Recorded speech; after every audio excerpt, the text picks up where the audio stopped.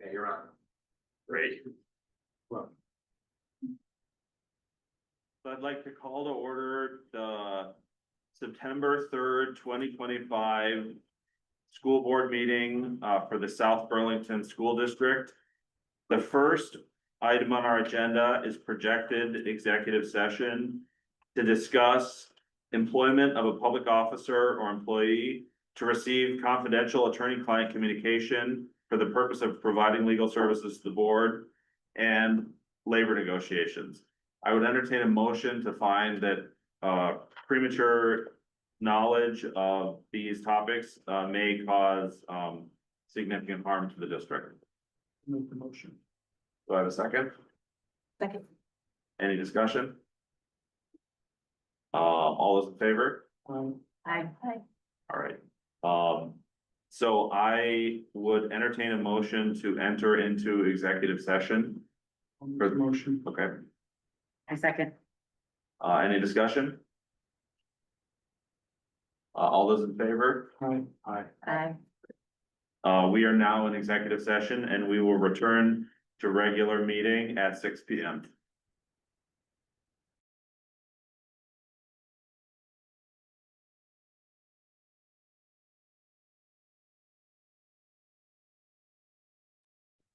Okay, you're on.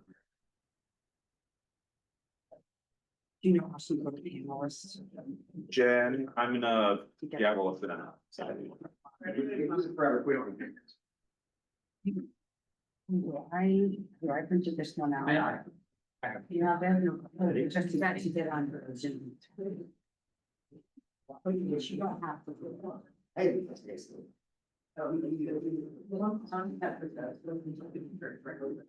Good, all right. All right, I'd like to call the September 3rd, 2025 regular school board meeting of the South Burlington School District back into order. We had an hour of executive session where we talked about employment of a public officer, received confidential attorney-client communication for the purposes of receiving legal services, and talked about labor negotiations, and Joe McNeil, District Council, joined us in executive session. So the first item on the agenda is announcements and amendments to the agenda. Does anybody have any announcements or amendments to the agenda? I need to add to the consent agenda, so there's a couple of names that are just need to add to the agenda. Okay, is So with permission, when we get there, I can just Great. talk about this. everybody okay with that? Changes? Yes, remember, we had discussed adding to the purpose of the agenda. Oh, I'm sorry, this is September 10th. Never mind. Okay, For the subcommittees, but that's for the September 10th. right. Okay.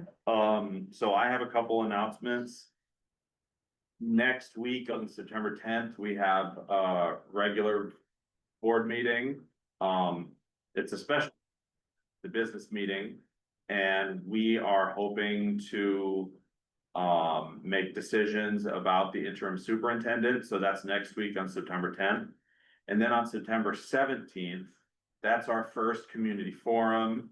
And what's special about community forums is that the board will hear public comment and then respond to it, and with the idea of going back and forth on the topics that are on the agenda. And so the two topics that are on the agenda for the September 17th community forum are meet the superintendent. Cross fingers, we have an interim superintendent on the 17th, and also how we should set the budget number for next year, because as part of the Toussaint process, it was determined that the first step of the budgeting process is for the board to decide on a number that then we give to the central office to build the budget around. And so we want to hear from the community about how should we think that number, level funded, inflation, 20% higher, whatever people think that we should think about. So those are my two announcements, is meetings on the 10th and the 17th.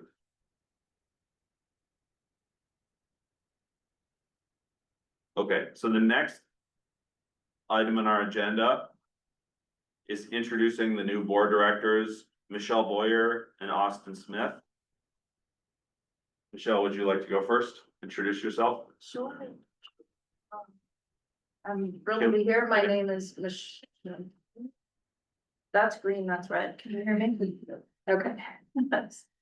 My name is Michelle Boyer. I am new to the school board. This is my first meeting. I am a parent of 2 students who graduated from South Burlington High School. My family and I have lived here since 2009. I'm eager to roll up my sleeves and get started.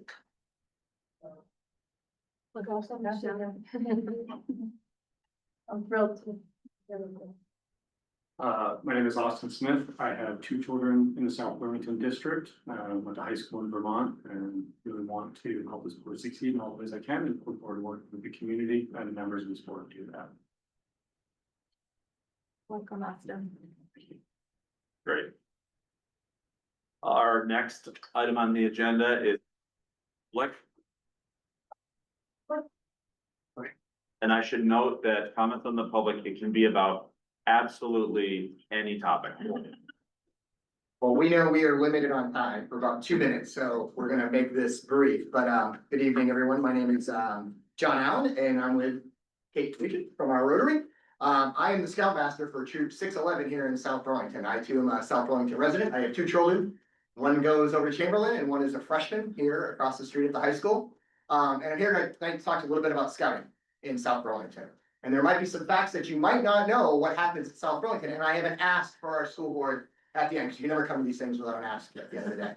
So right now, between the PAC, which are Cub Scouts between the ages of 5 and 10, Scouting, which is both boys and girls, by the way, which changed a few years ago, between the ages of 10 and 17, and our crew, which is in the ages of 14 to 21, we have over 100 scouts involved just in the South Burlington units. These troops, these organizations are all chartered by our wonderful Rotary, South Burlington Rotary. And we represent and support 9 different towns. We have scouts coming from Stowe to join our program every single week because of the type of program that we put on. Just in 2024 alone, South Burlington produced 7 Eagle Scouts. We've had 33 in 50 years, and in South Burlington, we did 7. And if you walk around the community, you'll see things like the benches on the soccer field by one of our scouts just did a few weeks ago. Henry Lawrence did the cleanup behind Tuttle Middle School.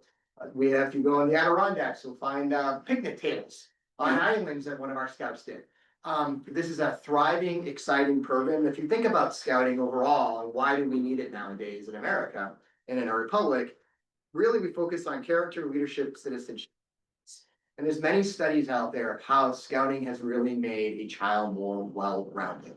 In fact, the chance of a scout having a negative interaction with a police officer in their lifetime is less than 0.5% of those who have been scouting.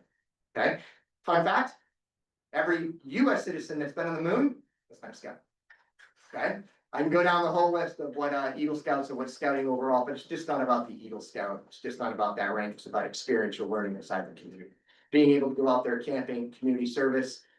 In Green Mountain Council alone, we did over 13,000 hours of community service last year, which equated just under $500,000 of that if you converted that to labor. Okay, so our ask for you as a school board is some of our schools have been wonderful. Really want to call out Holly over at Chamberlain, allowing us to recruit, putting things inside the newsletters, being able to talk about how to get involved in scouting, but it's not equitable across all of South Burlington, and we want equality, we want equity. That's one thing we're really in for right now in scouting.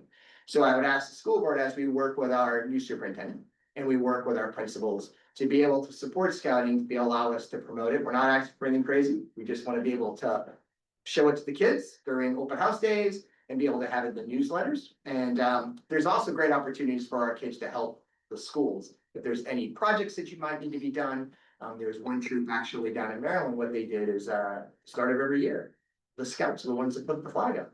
And at the end of every year, the scouts took it down. It's a great community activity. we can think out of the box as a community, and I really appreciate Jennifer has been a huge sponsor of it. She's actually the founder of Troop 6110, our girls troop, and has 4 Eagles in the family. Okay, all right. Or Eagles. 4 Eagles, 4 Eagle Scouts. And so I can always come back and provide more, give a presentation, and we can go deeper. Thank you. Thank you. Thank you.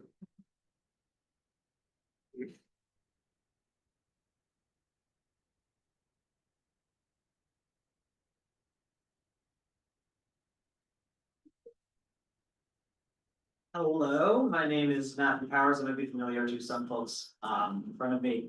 I'm here to share some concerns of myself and other behavioral interventionists at South Burlington High School. We feel that short staffing in our building, which has been going for some time, has reached a crisis level. Just to take a step back, for those who don't know, behavioral interventionists are educational support staff who work one-on-one in small groups with students who need significant help. That might be due to trauma, autism, or another need or disability. We help some students with assignments, some help students, we help with physical assistance with hygiene and toileting, we do all sorts of stuff. As of late August, only 1 of the 5 open interventionist positions at our school building had been posted to school spring. And to our knowledge, the district is aware of many of those positions, though not all, being open as early as the end of the previous school year. And we feel that that's an unacceptable organizational failure. It was particularly disappointing to watch the new interventionist hires from all the other buildings be announced at convocation, while our building, which had the most openings over the summer, had none to show. We also assert that the district has not made a successful enough effort to improve the retention of interventionists, both in our district and in our building. Short staffing in our building has persisted since the pandemic to varying extents, in which time students have frequently missed services and staffing required in their education plans. The current ratio in our building of 9 interventionists to 14 students requiring one-on-one staffing will create an unsafe environment for both students and staff until remedied, something I'm sure that everyone involved in the situation could agree with. We understand that ProCare or a similar staffing agency will likely be used to fill those empty positions in the event that permanent staff cannot be found in the meantime. We would like to assert that we don't feel they're a satisfactory replacement for district employees. Their workers don't attend our in-services or trainings. They don't contribute to our community outside of school hours through coaching and extracurriculars, as many of us do. And they're often paid disproportionately to their skills and experience. ProCare should be no more than an occasional stopgap, and we reject their now regular presence, it seems, in our district.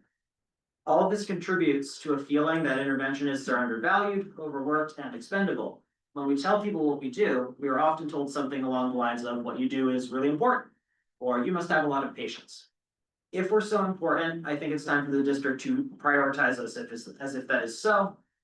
But ultimately, the people with the real patience in this situation are the students who are asked to go without the attention, resources, and services that they need to thrive. Thank you.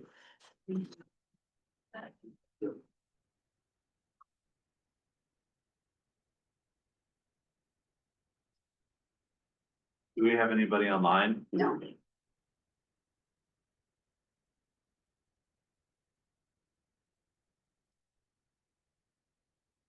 All right, our first, or our next item is, focus on student learning, so I'll turn it over to Moment, our student representative. Thanks, Seamus. First of all, sorry for being late, sorry for traffic ran a little late.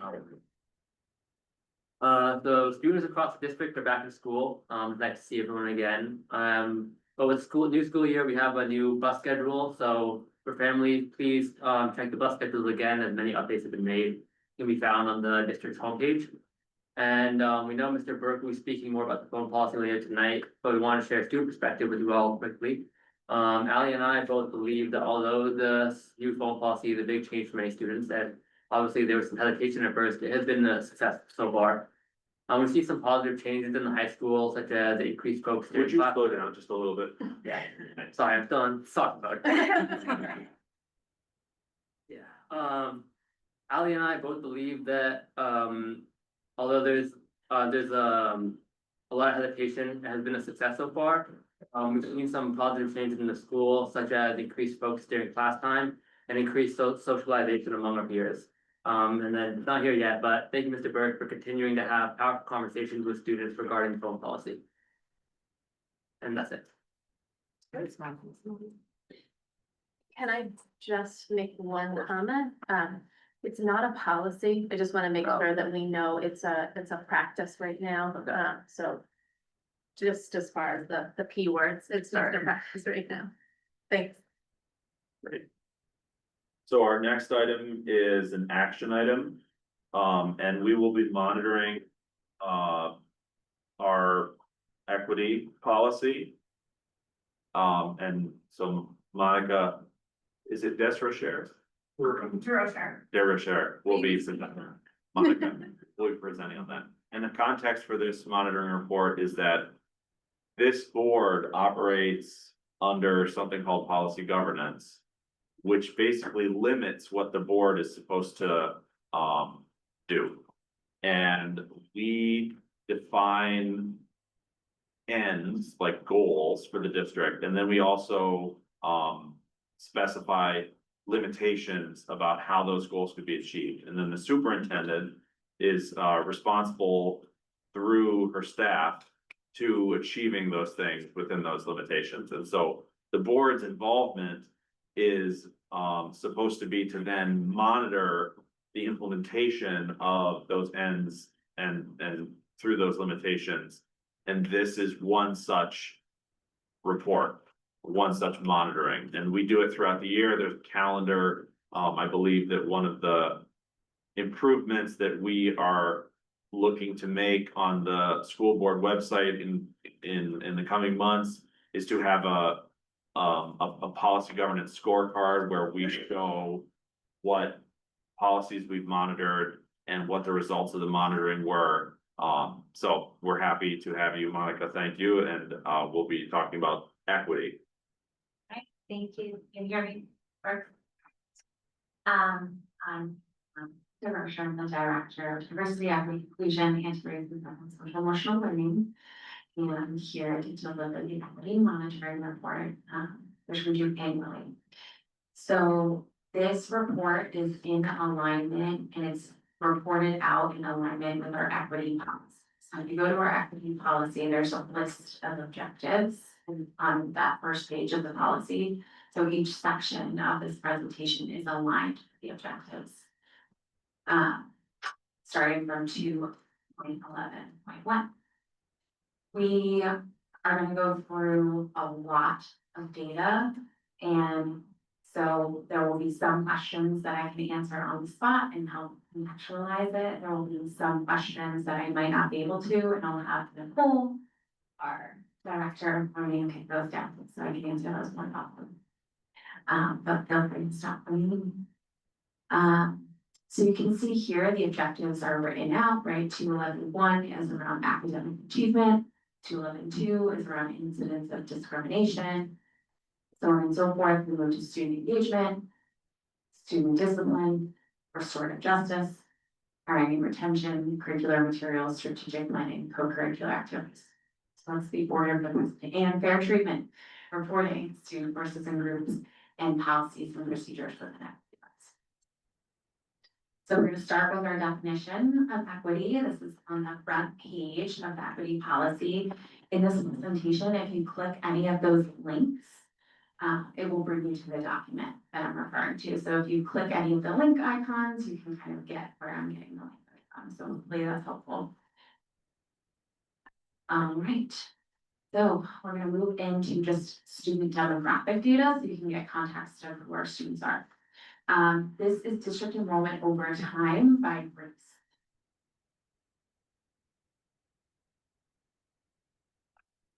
So note that 30% of our students are from the global majority, 70% of our students are white. This graphic is the same graphic, but it takes out the white population so you can visually see the kind of settled increase of students of the global majority over time.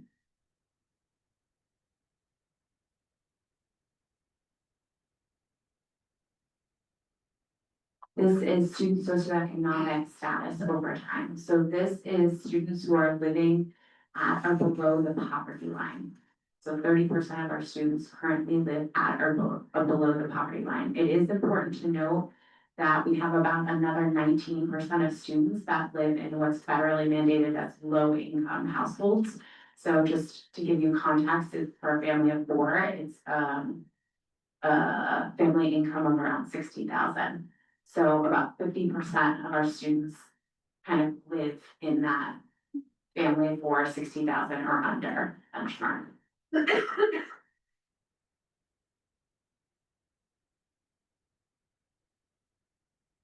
This is students who qualify for English language services over time, so this is a count of our multilingual learners.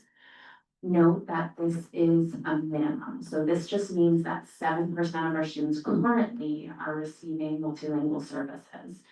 Note that students test out of multilingual services over time, so I would estimate about 20% of our students come from multilingual households. They're just not all currently receiving EL services. Any questions so far? Let me know if I'm going too fast. Do you track, for a certain period of years afterwards? Like, EL exited +1, EL. We do, we monitor 2 years, yep. All right, this is students living with disabilities over time. The tiny graph on the top, does not include section 504 services. But you can see that historically, we've had about 14 or 15% of our students, being served by an AEP, and this past year was 7% of our students being served by section 504, and then 78% of our students who were not receiving services.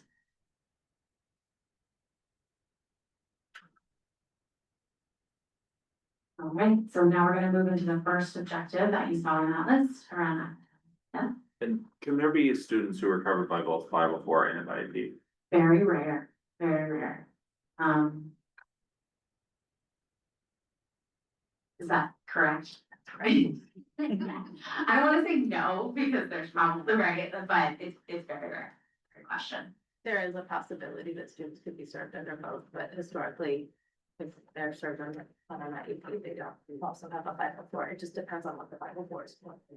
The 504 is about equal access, so Right, just right. ensuring the student has equal access. So that's a great opportunity. Can you give the 30-second, Yeah. what is an IEP, what is a 504? You would probably do it better. I would be glad to. An IEP is an individual educational plan. It's for students who are, who meet eligibility. They have a disability, it adversely affects their academic performance, and there's a need for specialized instruction. Under some specific areas of, for instance, a learning disability, they don't need to meet the gate for adverse effects. A learning disability just equates to having a learning disability and a need for specialized instruction. That's a new law that came into effect more recently.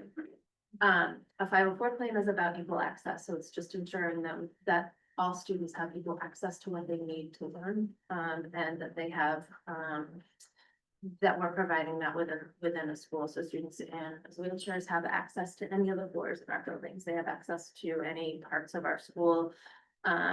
Students who may require additional support and time modifications are afforded those opportunities. I equate it, it's a more simple equation, but if you took my glasses away and I'm trying to read something, I wouldn't be able to see, so we afford whatever anyone needs to equally access their education. Yeah. So moving to academic data, as we look at this data, we're zooming in on any discrepancies in performance data. We know that that does not indicate discrepancies of intellect, rather it shows inequities in our environment, right? That disproportionately affect students who are marginalized. So this is overall, it's important to note that this is all 2024 Vermont Comprehensive Assessment. So that's 1 year, once a year annual standardized test that every district in Vermont takes. And this is 2020, spring of 2024, because spring of 2025 is still embargoed until about November, and we can publicly release it. It hasn't shifted much. Sorry about. All right, so. 1,244 students took the mathematics VT cap in 2024 in grades 3 through 9. You can see this is their overall performance. Level 1 and 2 being below proficiency and level 3 and 4 being proficient or above.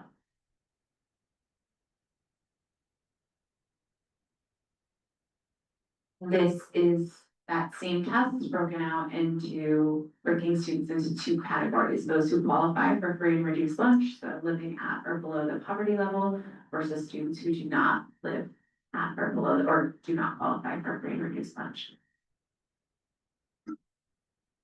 So this is showing that students who qualify for a free lunch. 67% are below proficient. Correct. In grades 3 through 9. Yeah. This is also showing in that same vein, and how I like to think about it is students who qualify for free and reduced lunch are about 4 times more likely to be level 1 than their non-free and reduced lunch peers. So likelihood of risk was another way to interpret it. Is there a lot of variability over grades? So this is everything combined. This is everything combined. That's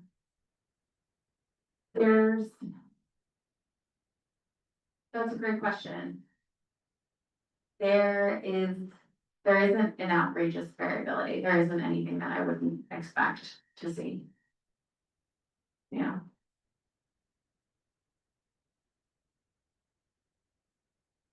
All right, oh, I just missed that.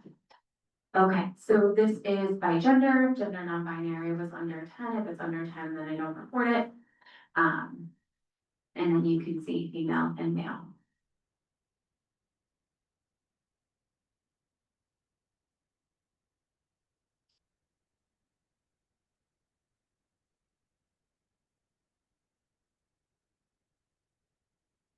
Okay. We move to race. This one is obviously glaring. We can see that 49% of our Black students in grades 3 through 9 performed at a level 1.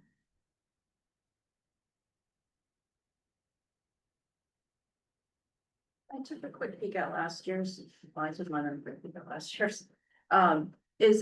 But this wasn't reported. It wasn't broken, mathematics wasn't broken out by race, so I'm curious how this compares to last year. This, So it's not, so it would actually be to 2023, this is 2024, how does it Yeah. compare to 2023? Because we don't have 2025 yet. correct. That would be. That actually should be on the website in my last equity report. It's, Is it not? it's not. Okay, I can get you those numbers. Yes. I have looked at. I can say that for 2025, these gaps still persist. You're gonna see very, very similar numbers between 2024 and 2025. So Monica, I have a question. Do you ever look at like trends over time? Like all of this data, do you look at it? And I don't know if that's something that you can share or if that's in part of the presentation side.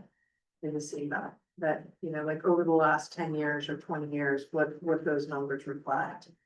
Yeah, it's, the benchmark has changed. BT cap came into the picture, I think about 5 years ago.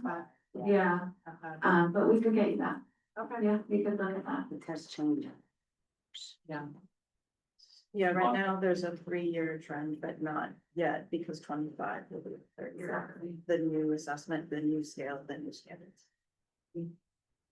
I'm just curious how much this current slide maps to free and reduced lunch as well. Yeah, the intersection. Yes, you have that data.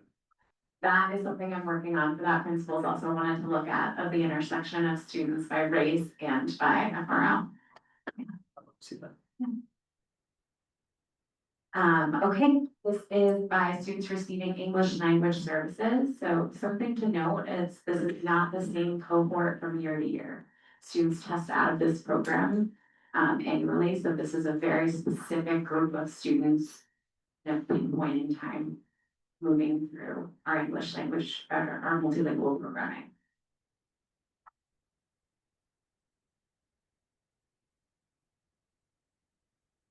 These tests are in English.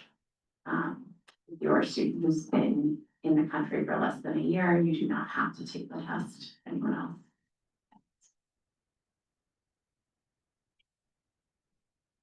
Okay, now we're gonna move to literacy.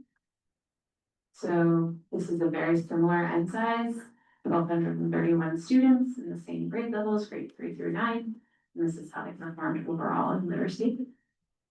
Sorry, I just Yeah. had a question about the last slide that you Yeah. showed. You said, if you have been in the country for only a year, you don't have to take the test. But so if it's been more than a year, there's no interpretive supports. It's just in English and. It's in English. Okay. Yeah, great question.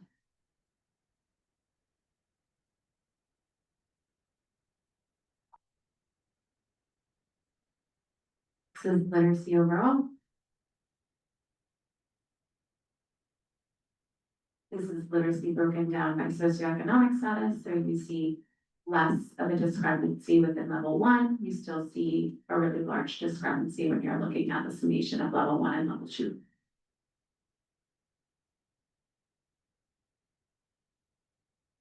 So one thing I noted with a comparison to last year is there was a really large increase in the satisfactory and thorough, which is something to celebrate, right? But I'm curious, is that coming from a particular grade band? And I'm thinking of the new literacy interventions that have been in place for a fairly short period of time. Could that be explaining part of that bump, or is that just an overall grades? We would have to look a little deeper, and I would be surprised to see research says it takes about 3 years to see bumps in standardized test scores as a result of any kind of curricular change. So I would be surprised if it was tied to that specific, but we can look at it a little deeper.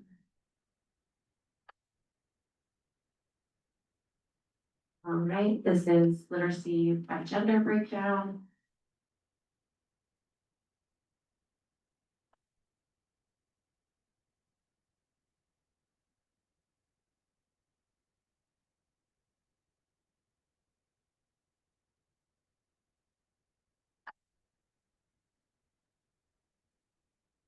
This is by race.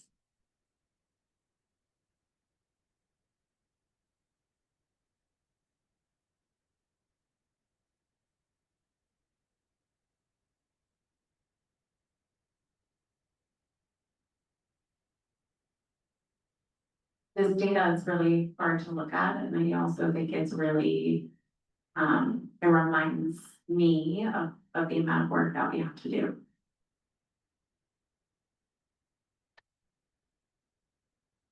I think to Jen's earlier point, it would definitely be useful to see trends, because my big question hanging out there is, how do you interpret this, right? Looking at a number at a point in time has limited value other than the, the meaning that's assigned to these levels. But what is it trending up, trending down?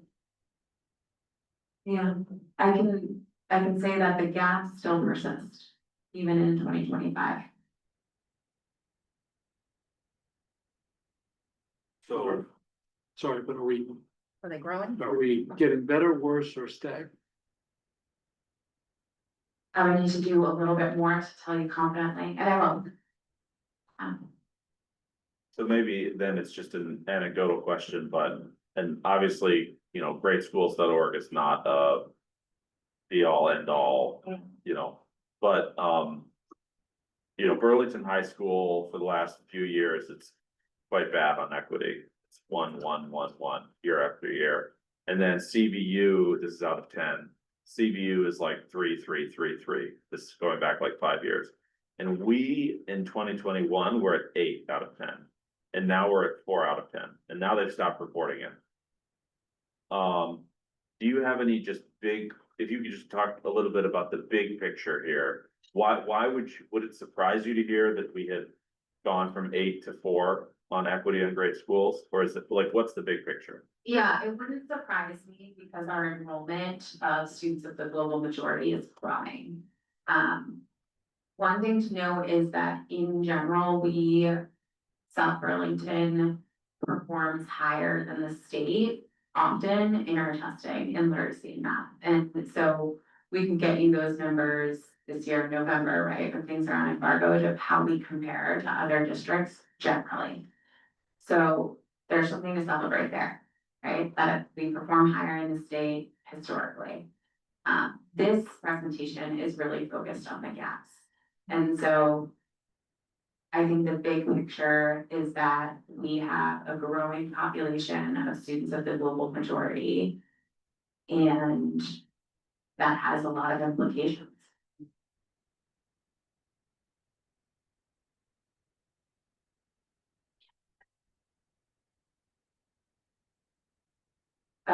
Students with English language services was. We're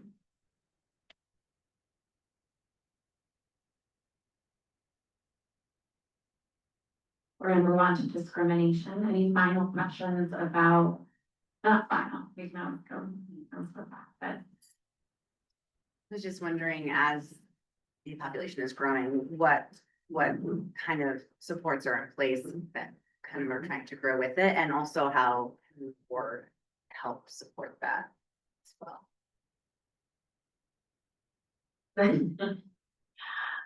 I think that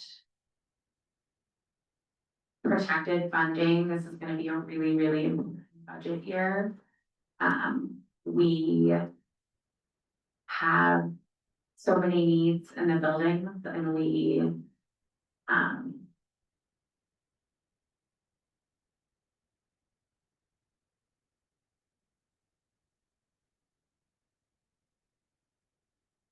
I think there's a lot of work to be done. I think there's a lot of will to do it. I think resources are a huge part of that. And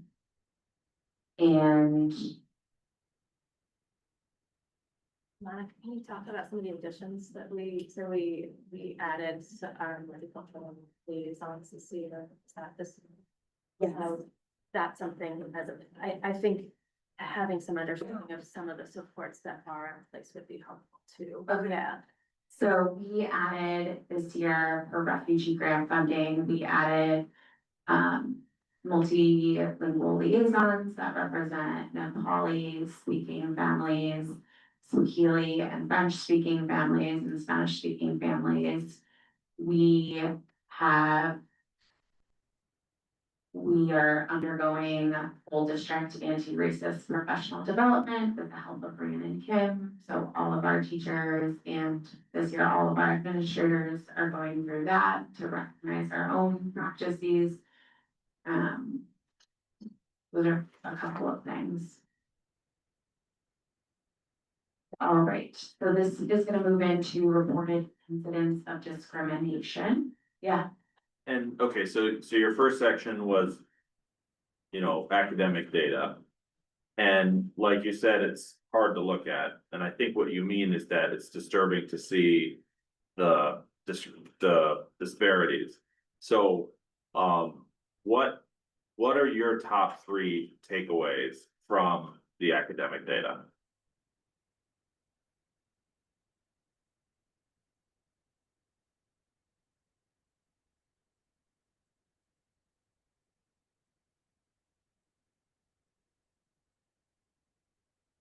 We mentioned one, right? Like, yeah, right, it's hard to look at. There are supports in place and there's still work to be done. You can see the population increasing.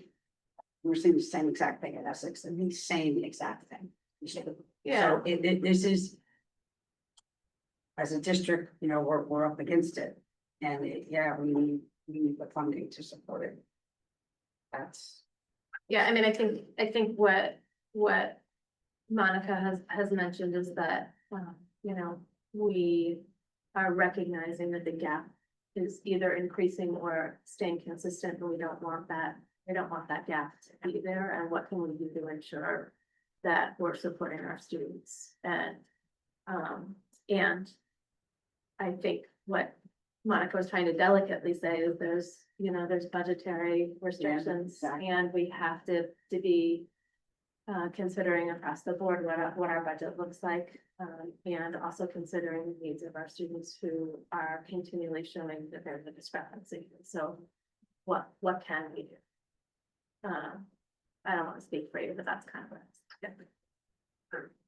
Yeah, I'm trying to say, like, if I could dream a million things, right? I would say that we need more staff that look like our students and speak the languages of our students. I would say that we need more people that have similar experiences to our students. I would say that our teachers need time to look at their curriculum and time to meet with coaches and interventionists and start to build out an MTSS, like a multi-tier systems of support that really intervenes early when we start to see kind of the early warning indicators that students are slipping. I would say that we would need some kind of strategy and strategic vision around how we allocate intervention sources. When there are 10 students we need to intervene on, how do we decide if we only have 3 spots? So I guess my hesitancy is because I have the dreams, but I'm also, I know that we're in this tough reality.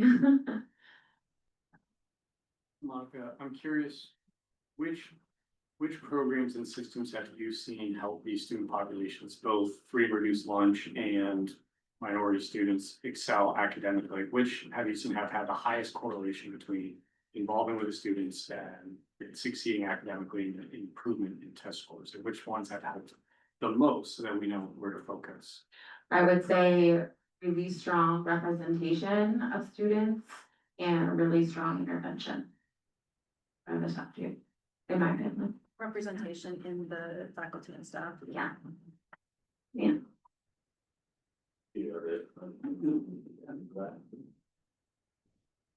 Have we seen different test score results in schools that have different representation profiles in the staff? That would be, the comparison would be Chittenden County, right? It would be Burlington and Winooski would probably be the best comparisons.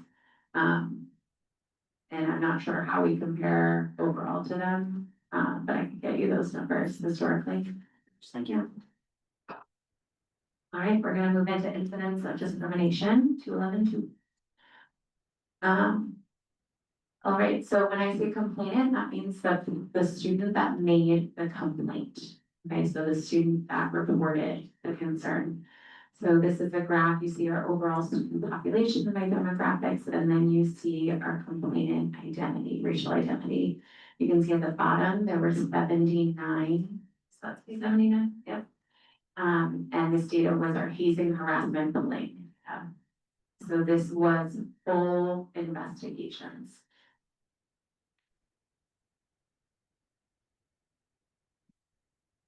So this is starting to tell a story, right?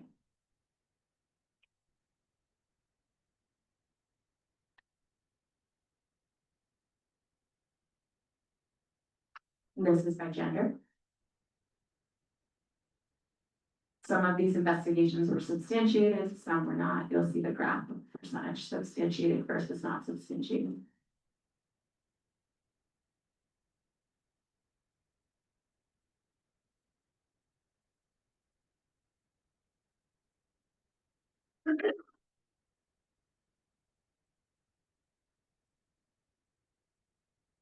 Students with EL services.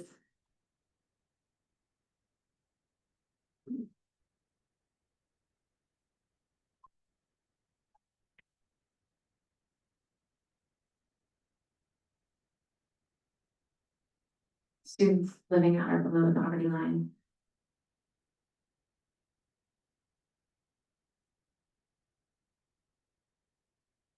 So you can interpret this as students living at or below the poverty line are more likely to be a complainant in an investigation, right?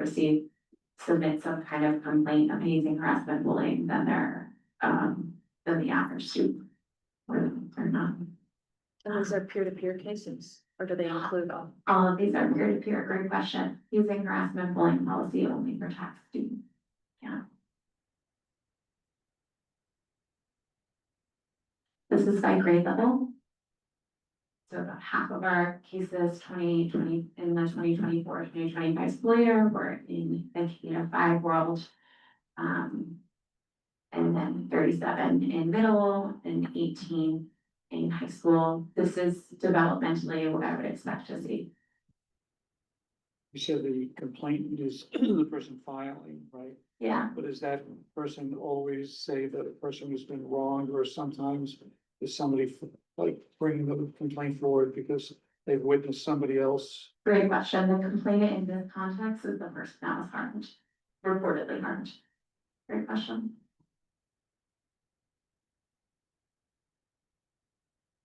We know that students at the middle level need more social emotional support. This is a great depiction of that.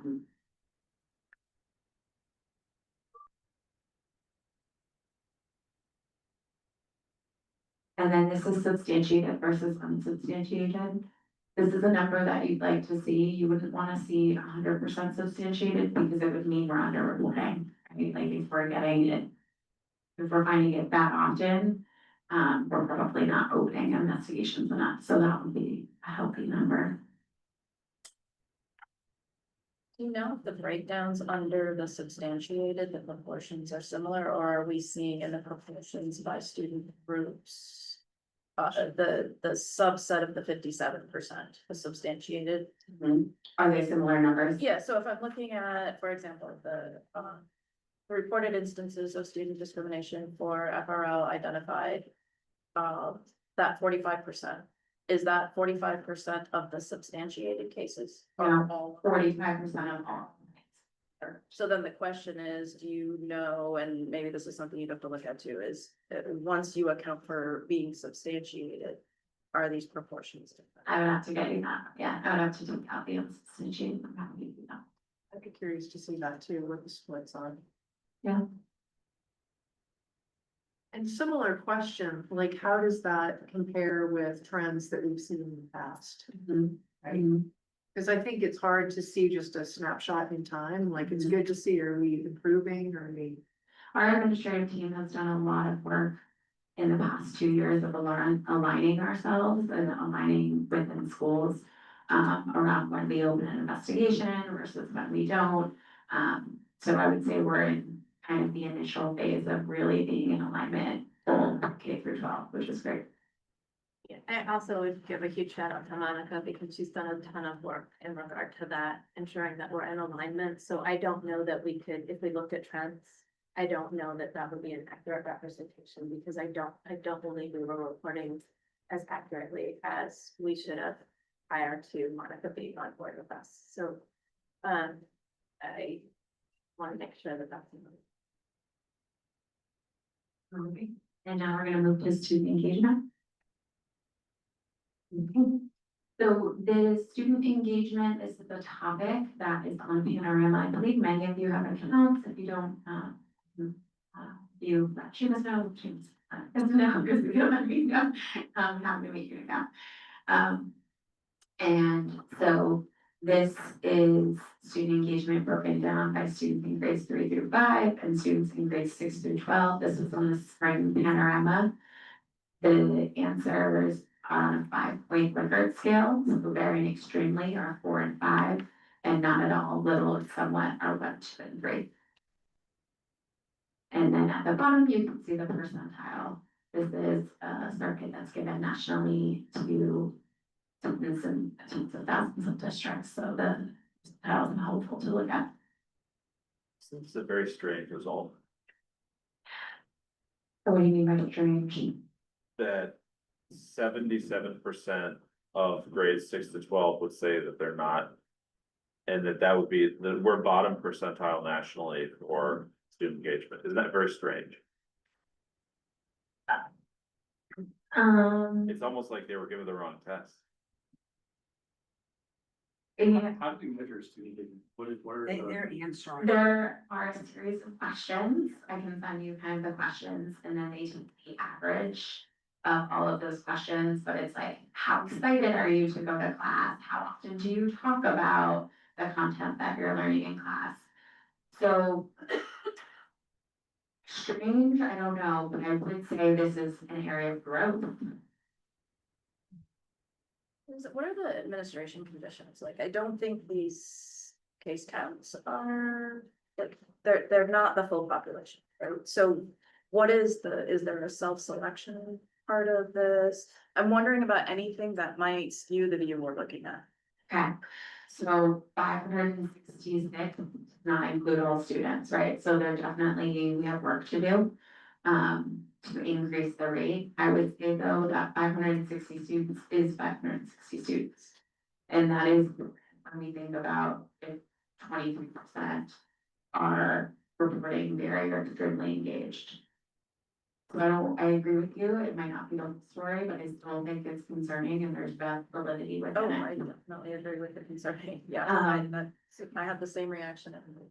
It's a question, I guess, so you can self-select to not even answer this, which you might say makes you even less engaged. Yeah. I would assume, if I wasn't even gonna answer the question. Right. So there's more room to grow.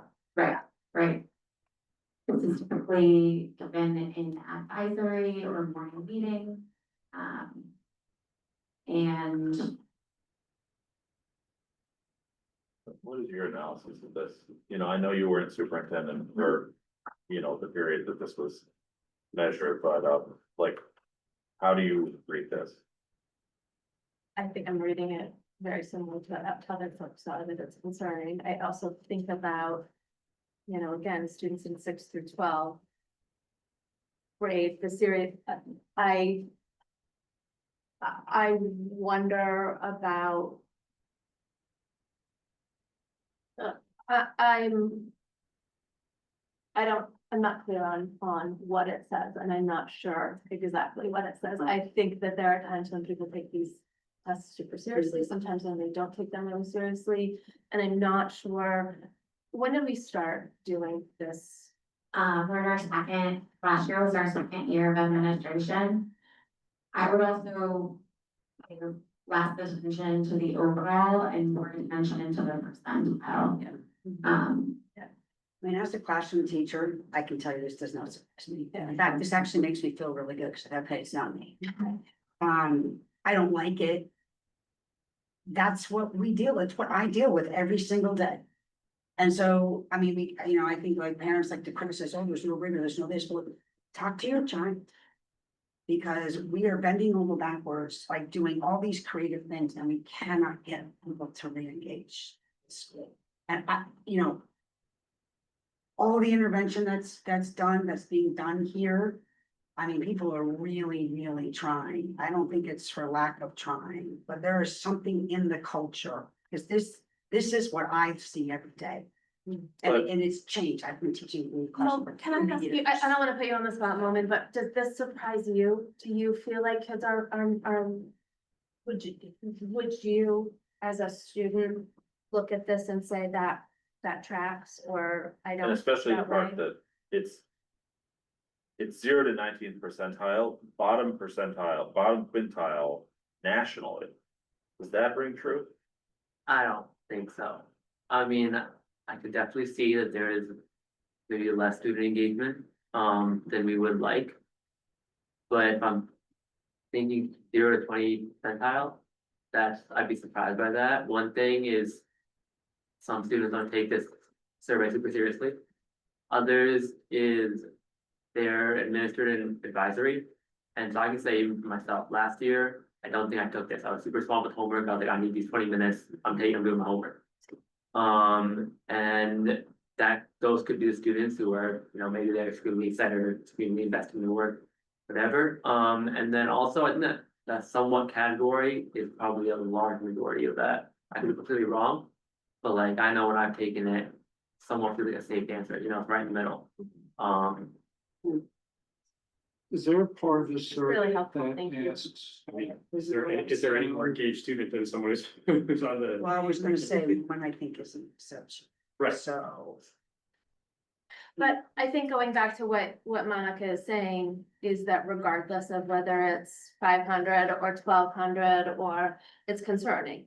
And so I think, the idea is that the hope, the thought is it maybe as low as this, maybe, you know, folks who might have rated it really high didn't do it, and so that might have skewed it to some degree, but regardless,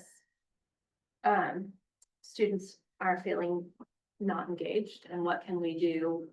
Again, I don't know that that's, you know, I want to be careful that we're saying that it's not that teachers may not be engaging them, but what is the challenge? You know, what's hard for students, and why does it feel like they can't be engaged? You know, are other things going on in their minds? Are there other things that are happening? And so I think we just need to be careful that it's not necessarily a point to the teachers or to what's happening. Right, that it could be that It's there's social so media, much it's the going on. phones. Yeah, Well, I think it could be interpreted as being a failure of the teachers. and That's, I'm disagreeing with that. And I Yeah. disagree. For what it's worth, that's not how I interpreted it either. Yeah. And my next question was going to be, do we have a sense or just any opinion on what things increase student engagement, and is it things outside of academics, is it like extracurriculars, or like what other things might lead to students feeling engaged that are outside of the classroom? And I don't think we're gonna solve this right now. Sorry, yeah, not So, to linger on this. yeah, I'm just I curious. think we should probably. Dan, did you have But a? Dan, I Yeah. think- So that was my question. Is there a part of this survey or something else that asks students what could get them more engaged? No, that was a great question. We have an open response question around belonging and what makes students feel like they belong and what would make them feel like they belong, but not specifically engagement. The reason for that is because our CIP comprehensive improvement plan is coming out. Yeah. Talking too much. Hello. You're good, I'll turn you up. Our comprehensive improvement plan goal is specifically around belonging. So that's a lot of the work. So that's important to note too, that it isn't explicitly engagement. And then your point holds true. What are the access roads to students? What are mental health supports that we have that allow students to healthily engage with school? What are preschool activities, after school activities? What do healthy friendships look like? What do healthy teacher relationships look like? All of those things go into this too. And it's even also just Momen had a tidbit of information there that these were given during advisory. And it would maybe like, we could check with Panorama to see, you know, cause it'd be good to make sure that we're applying it the same way that other school districts are, cause otherwise we're gonna look really bad. Yeah. Yeah. Or maybe, I don't know, but that's a very useful tidbit of how it was administered.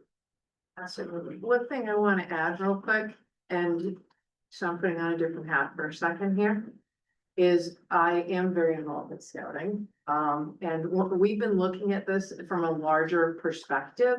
And what we're seeing is, I mean, I actually put some statistics together, students falling behind. You know, there's a lot of number of issues, lingering effects of Great Recession, smartphone use, reducing cognitive development, decreased school accountability with the phase out of No Child Left Behind, long-term pandemic loss, learning loss.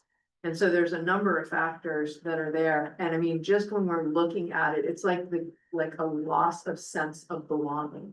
And I think that's a big part of it. It's like, how do you engage students is having them feel like they belong to something. You know, so I mean, we're seeing it in other, I'm bringing that up only because we see it in other things, right? In things like these kind of community programs. And what we're seeing, like in the work that I'm doing with scouting, is we've seen that there's been an 83% decrease in scouts over the last 25 years.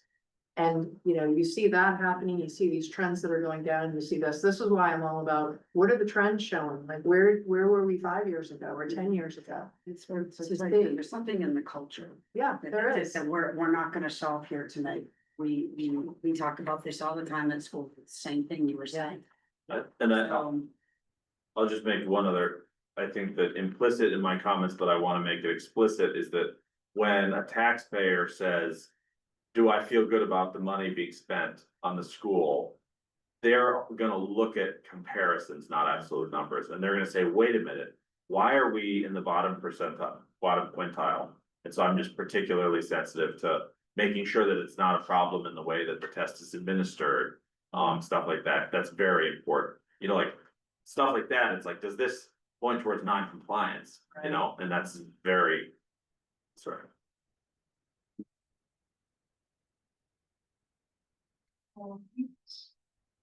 So this is student engagement separated by grade level by gender. So you can see all students on the left column. And then moving to female, male, and transgender and non-binary.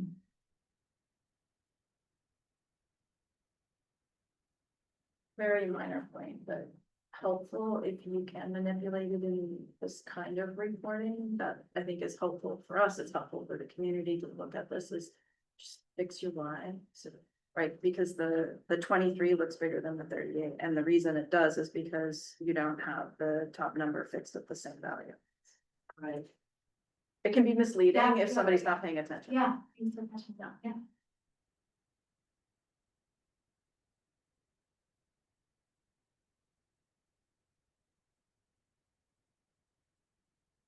And this is by race.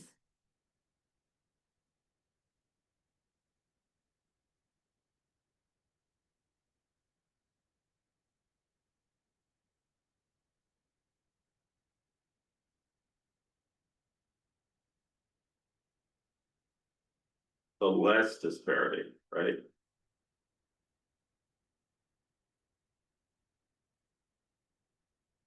Depends on what.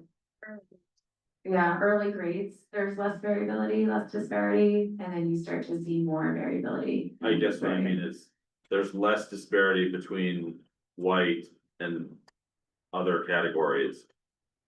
Than compared, which is good, I think. Compared to other data points.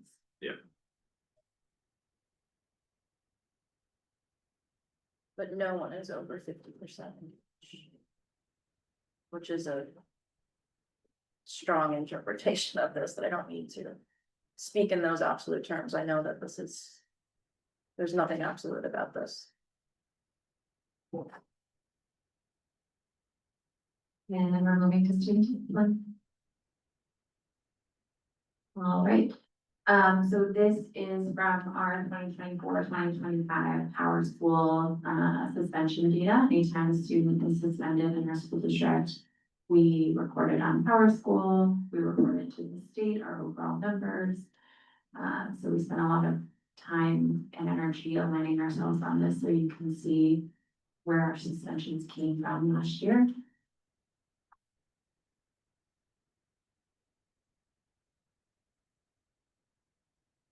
Is parallel to national research on what developmentally appropriate and what grade plans typically have more needs. This is students by free or reduced lunch status. So you can see that 63 of our suspensions were students of free or reduced lunch status versus 37 that weren't eligible. So quite a large disparity when only 30% of our students are free and reduced lunch status in the district. Do you have the total suspension number for 25? Yeah, it's the non-site on slide. It doesn't, no. I'll get that to you.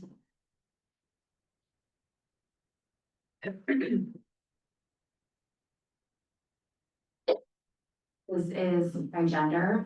Again, a huge discrepancy. We have about a 50-50 split, so you can see an overrepresentation of male students in suspension.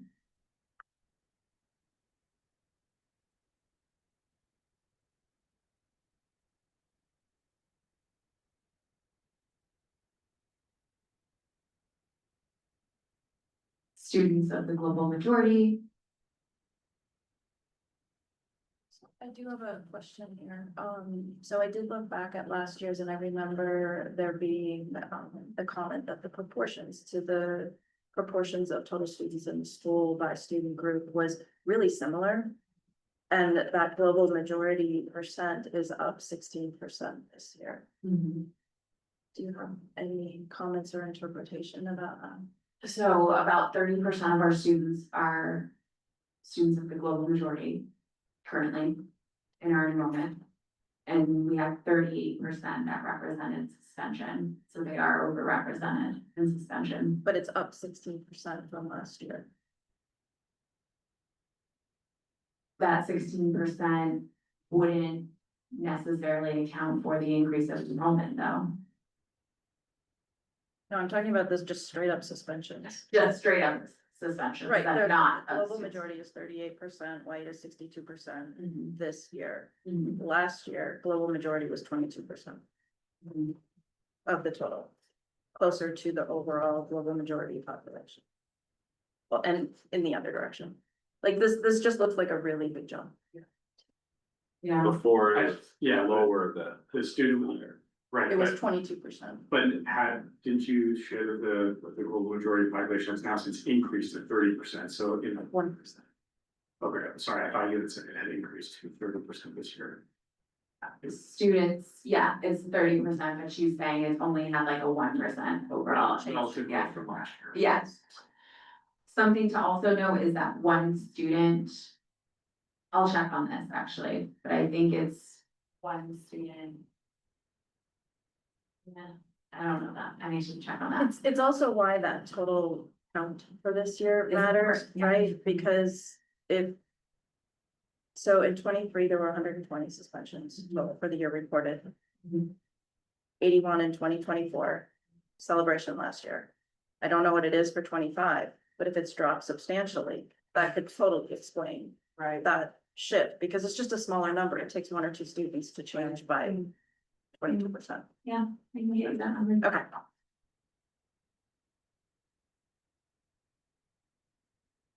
Thank you. Yeah. And then this is students that received students living with a disability that received a suspension. So you can see an overrepresentation of our students on IEPs.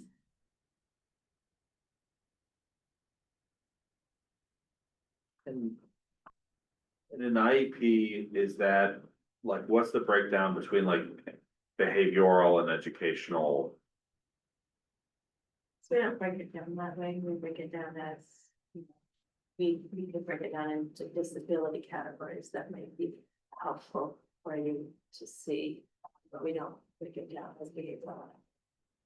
So I guess the fact that more students on IEPs are suspended, do you think that's because they are more likely to be in a lower socioeconomic class, or do you think that that is more because the fact that the reason they're on IEP to begin with would lead to the behavioral problems? I mean, clearly they're related, but. Yep, I think that it potentially has more to do with the reason that they're on an IEP. And, yep, and I also think that that's something that we have to be really mindful about, how we're supporting students and how our treatment of students. In particular, our students in the global majority, our students who are, on IEPs, ensuring that we're. Again, when you think about equal access, which is 504, but what you want to have for everybody is that you have an equal playing field, and so that you're supporting them in the ways that makes it an equal playing field. And when did you join us? 2 years ago. 2 years ago, so is this, My third year, so is this the second year that we have data when you're here? yeah. So can I just say, one of the things that I think would be really helpful for me, and as Michelle's talking, I'm imagining like having a table. You know, where you would show, okay, this is 2022, 2023, 2024, et cetera. And you put in there all of these numbers. So that then when we go to the next year, we can actually see like how those numbers are changing. And it will allow us to quickly highlight, like, okay, we're on a downward trend or an upward trend or whatever, you know what I mean? Yeah. I think something like that would be very helpful, because it is just this like snapshot in time, and. I think there's only 2 years of this. Right. Yeah. Yeah. But then, and also. So I can start to make. Yeah, people exactly. If there's global, if there's more national information as well, that you can compare it against a benchmark, or say, Chittenden County, or you could say Vermont, or you could say US, but I don't know. But I like data like that to be able to kind of see where we're shaking out, I think would be helpful. I also think that that was something either Monica was gonna mention at the end, or that we've been discussing Okay. is how would you as the board like to see the data? And what would be helpful for you to understand what this looks like. So we're working with what we've been doing, and so getting your feedback. In particular, you know, having a trend, again, it may be 2 years for some things, it may be longer for other things, depending on how long we've been able to do that. But it is a conversation we've been having that we want to make sure, you know, so Monica's representing what we've done previously, and having that feedback from the wall would be really important. Perfect. I reiterate the request for trend data, that'd be very helpful. And for me personally, I would also love to know some of the big categories we're talking about. Academic performance, suspension, engagement, harassment. What your recommendation is, you know, which programs are most effective that we have seen in support of this program is shown to reduce suspensions, increase engagement, you know, maybe help our English language students excel. So that would be helpful for me to understand what we should be funding down close gaps.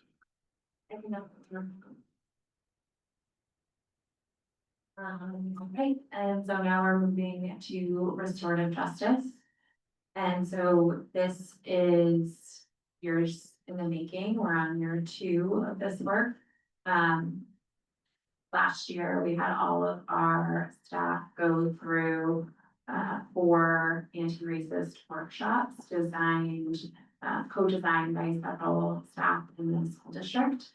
And at the end of the 4th workshop, we asked folks, what PD domains do they want to learn more about? So they spent a year really learning about their own positionality and their own context in self and in the work, and this is how they voted. So 71% of folks identified learning more about accountability versus punishment. So you can see the need for social emotional clarity, right? Social emotional learning and systems clarity there. 37% of folks selected curricular violence. So that is the under or lack of representation in curriculum or not teaching honest history. And 32% selected navigating racial trauma. So you can see the topics of the 4 workshops that we're doing this year in the second row. We just had our first one around what connections can we make between academic justice and belonging, and the staff looked at the slides that you saw for the academic portion to 11.1. Sorry, Professional development. Great question. We have about 28 staff across the district that are working with Rhiannon and Kim and I, who's our anti-racist consultant. And we co-design workshops for all staff to go through.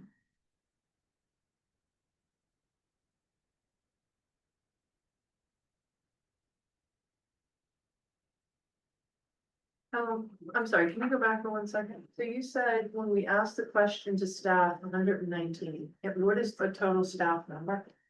Like, was that a full response? Okay. Now, total staff number that underwent these workshops, I would expect around 250. Is that a mix of like teacher support staff or admin or? So last year is a mix. Last year was just teachers. And support staff, they do. No, and support staff, yeah, so last year was a mix of teachers and support staff, so that ended up 119.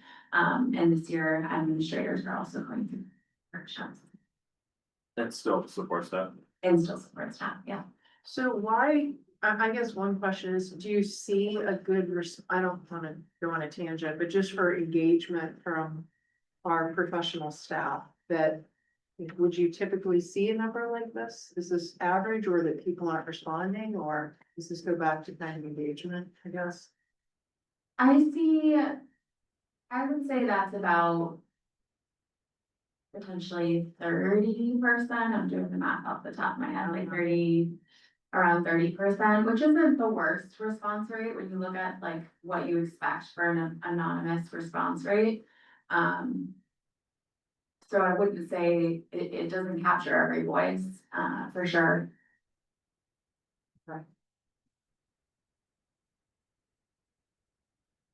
All right, now we're moving to hiring and retention. So on the left, you can see this is data from our awesome HR team. If you like put the mouse over the quantities on the left below, you can see multiracial is 1%, Latinx is 2%, Hawaiian is 3%. And yeah. And then on the right is our students. So ideally you want the left to match the right. Research shows that that has huge impacts on student learning and student graduation rates of the global majority.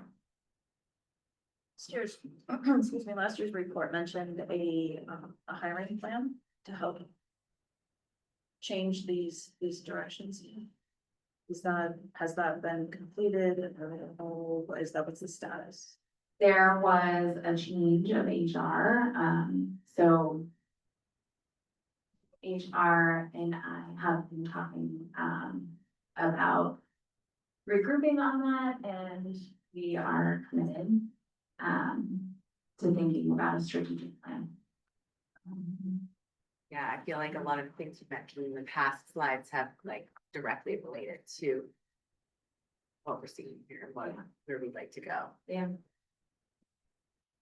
Oh, I can't just, yeah. I love the question about a hiring plan. It's definitely, that is a strategy that we need to focus on. And yes, having been here since March and noticing, I think everyone will acknowledge that the employment environment and the recruitment environment has changed significantly in the past several years. I was just looking at, okay, when our workforce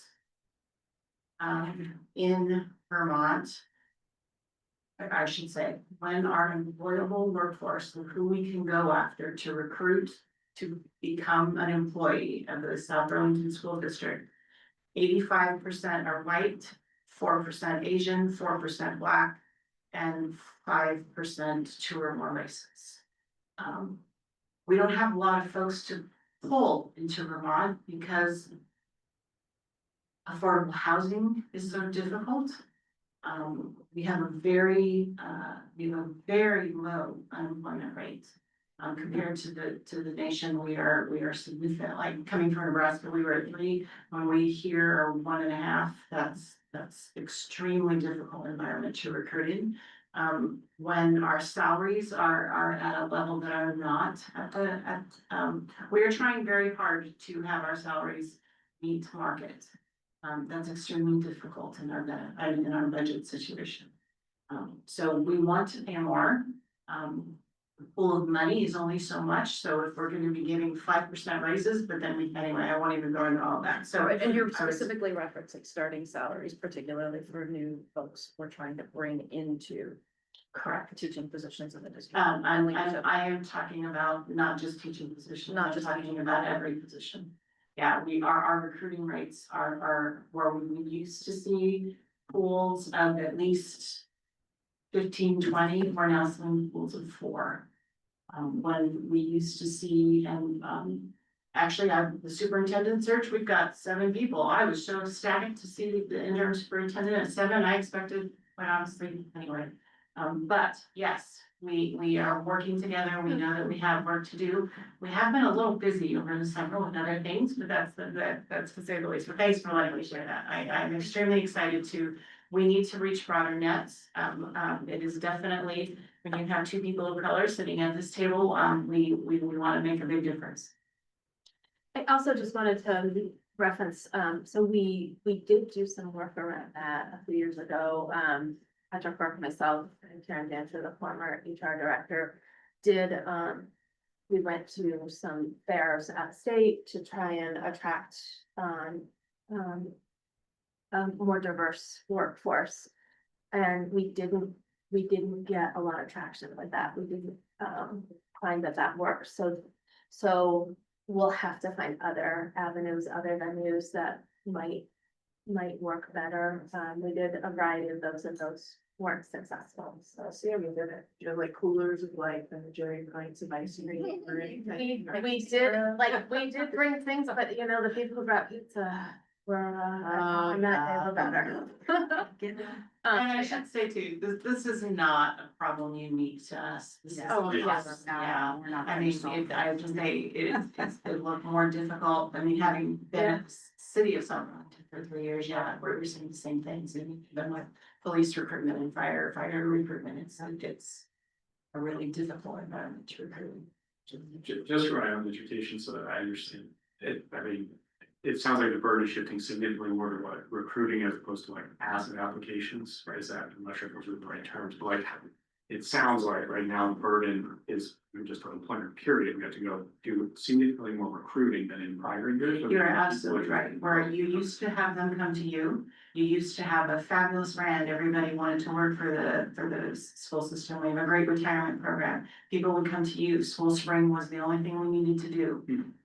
Now we can't sit back and wait for people to come to us, we need to go out to them.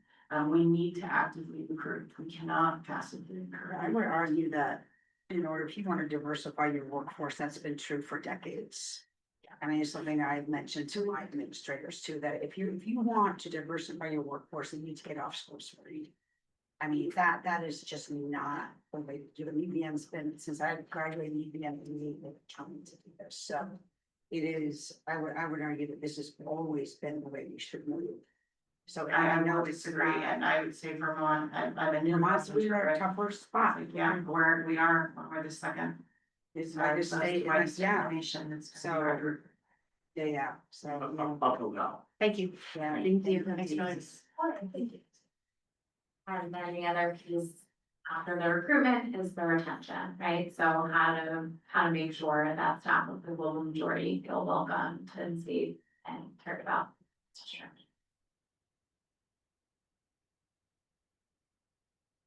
All right.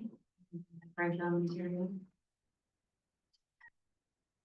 So last year, there were multiple things at play. First, we had the elementary literacy curriculum.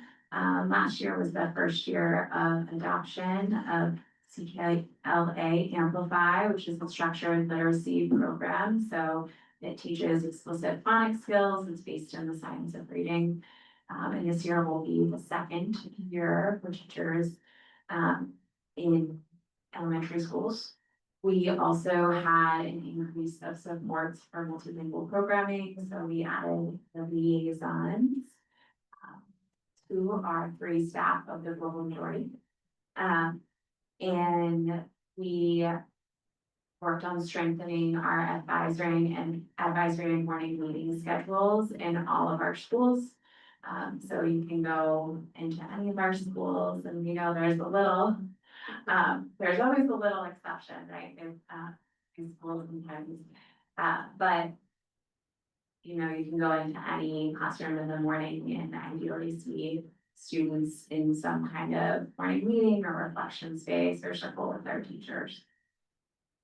And then we have this year we're piloting restorative circle curriculum at Marcotte. So shout out to Lisa and Matt, where all students will be going through a 9-week unit of restorative circles. What are restorative circles? Why do we use them? What are common values? How do we build them? How do we keep each other safe and feel cared about? etc.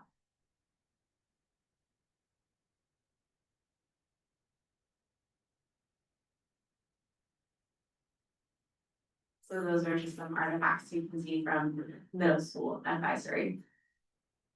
So examples of the standards and then what it would look like, a greeting, a share, an activity. So title uses developmental designs or in our teacher advisory. So it starts with a greeting announcement, some kind of We see reference to an audit, in last year's report. Has that been completed? That has not been completed. Is it still going? That is, it is not currently going on. What's the background? So we were making a commitment to be able to support teachers in auditing our curriculum. Kindergarten through 12th grade to see what representation do we have, what types of books do we read, what narratives are we telling? And that did not come to fruition. I was at Tuttle last fall. And so that took me out of the game for a little bit. But it's still on the top of my mind. And if we want to talk about next steps or strategic planning or what the board would like to see, definitely talk about what that could look like.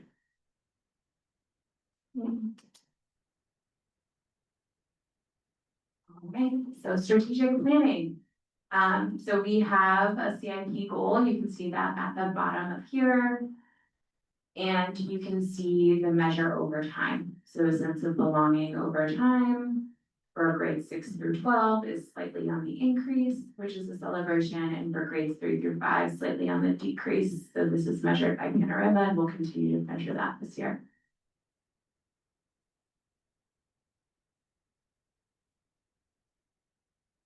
That's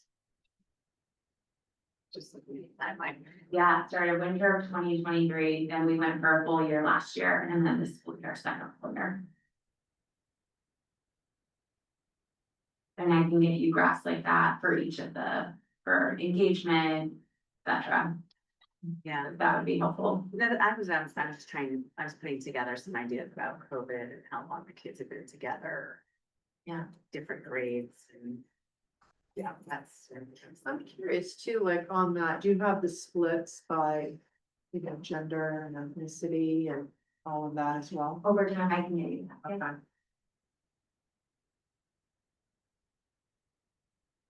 I can also show you how to access it. If it would be helpful, I can make you a video of how to access it. Yeah, I don't know. But that would be easier. How did you write it? All right. Moving to co-curriculars. So you can see Tuttle athletics and co-curriculars on the left, SBHS athletics and co-curriculars on the right. Not a good place to interrupt you for 1 minute. One of the other things that we talked about in regard to belonging is that there isn't a way, so for instance, some of our students who may be on an IEP, who have communication challenges or have challenges being able to take tests like this, can't show whether they have a feeling of belonging. So we're missing a population of students when we think about belonging. So I just want to make sure that, you know, so Monica and I talked about perhaps other ways of showing students who aren't going to be able to take this test or who can't accurately represent based on this test what belonging feels like. Yeah.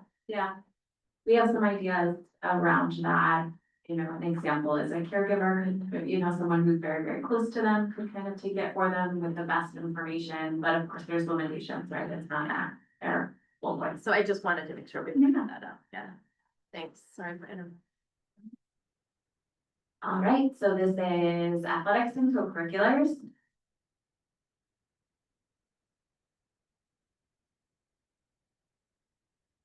This is something, I think that's a huge celebration to have this many students engaged in extracurriculars and co-curriculars. Is an enormous shout out to Mike Jabor, Glenn Button, the team that does that work. These are really high numbers comparatively. Yeah. Should it be SBHS on the far right?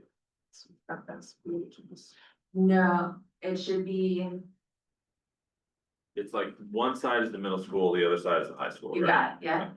Yeah, I'm seeing the typo, I think that's confusing you on the far right, it says SHBS, that's just SBHS, so. Yeah, so totals on the left, typos on the right.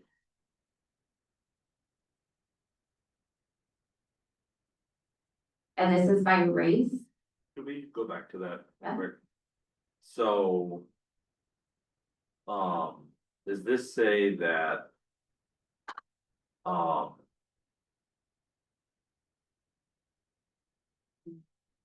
do you want me to do that? Yeah. Okay, so, so let's go to the right? So, this says that in athletics, 54% of the students enrolled of athletics are male and 46% are female. In co-curriculars at SBHS, 46% enrolled in curriculars are male and 54 is female. So male participation goes down. In the high school. Well, co-curricular, right? Yes, I mean, Athletic. increase. Athletic, it goes up. Yeah, that's, For males, yeah. exactly. that's, Okay. that's, Up slightly down. yeah. But I think the Yeah. number there is a little confusing. It's 324, 238, 378, 327. That's not the student population. No, That is the students that are enrolled. One student. per In goal. those. Exactly. I'm just curious, you mentioned this is a high ratio, it seems to be to me, without any context, maybe from you, Kristen, what has gone well and why have we been able to achieve this? This would seem at odds with the engagement data, so I'm curious what's working well here. Or no, because it's not academics. Well, maybe that's the That's what question, it because is. this seems to me to be a form of engagement. So I would see this as a positive, but we're It's getting also- reported statements and feeling disengaged, so I'm just curious, what's working well here, maybe why is that not I being think, but reflected? those, the engagement question you were asking is academic Academic, classes. right. That's Particularly in class, completely yeah. different ball. I think part of what this is these are activities that students choose to Yeah. participate in, Some of them so have they. created them So themselves. if it's a, you know, co-curricular, it's an activity that they Right. are choosing of their own decision making, so to engage in. You know, it's a sporting event that, you know, some moment with like soccer, and he's he's choosing to participate in soccer, and so, It's fun. So academically, there's some choice there too. There's- School. sure, but I think it's, you know, it's within, you know. Yeah. These participation ratios just seem great, which is good. It's Curious, pretty great. I think we historically have done well. And again, I don't wanna, I say this anecdotally, not, but that I think we historically, have, I think it's why our middle and high school, administrators will advocate hard for our co-curricular and our athletics, because it's something our students really enjoy and they engage in. So I think that that's. And I do part of think what that looks this like. is money well spent here, because this is a lot of what keeps kids in school, because I'll tell you, they don't want to be in class. And that has changed, and I'm not blaming it on COVID, I'm done with that, but there's something else. But this is what keeps a lot of our kids here. And I'd like to say it's not just the varsity sports, it's like, Course environmental. JV, or like saying, sports wise, it's like, it's a diverse. Anything. Acceptance. And then different some of level. the kids create their own clubs, like that's, you know. So, is it, yeah. is it in a later slide, what percentage of students are actually involved? I mean, because this breaks down, it's like 50% or 56 male, 44 female. But what percentage of actual students are involved in athletics or co-curricular activities? You have to do that manually with the top numbers over enrollment. So, Yeah, yeah, 327 over. I think we're at 820. Around 820 enrolled in our high school. At the high school, and we're close, I mean, the difference between high school and middle school, there isn't, it's not huge. Well, middle school is, you're looking at over 50%. Yeah. Yeah. Are enrolled in an athletic. which is huge, right? Students are forming their, or co-curricular, yeah, so your students are forming kind of their own communities with their coach. And then does that drop a little in high school, or does it remain? The proportion drops a little bit. Yeah. Um, That's what I was trying to figure out, because it's how many total are we looking at? And if you've got, like, how many students are there? You're saying 1,600 in the high school? No. Is that no, right? no, around 825, In the high school? Yeah. Total? yeah, Okay. and then Tuttle's around 580. So these numbers right here, if you add those up, that's a little over 700 or so. That's a substantial percentage. But some students will do Two. athletics and. Right. Civics and just Okay. that. Yeah, So if a student plays a sport in the winter and a sport in the spring, they're only counted once. okay. Great. I could do that. But it is, these are really positive numbers. Yeah. This is the breakdown by race. These are also really positive numbers. Out of the entire presentation, you'll notice this has the least discrepancies. It's actually the student population. Correct. Almost verbatim. Almost verbatim.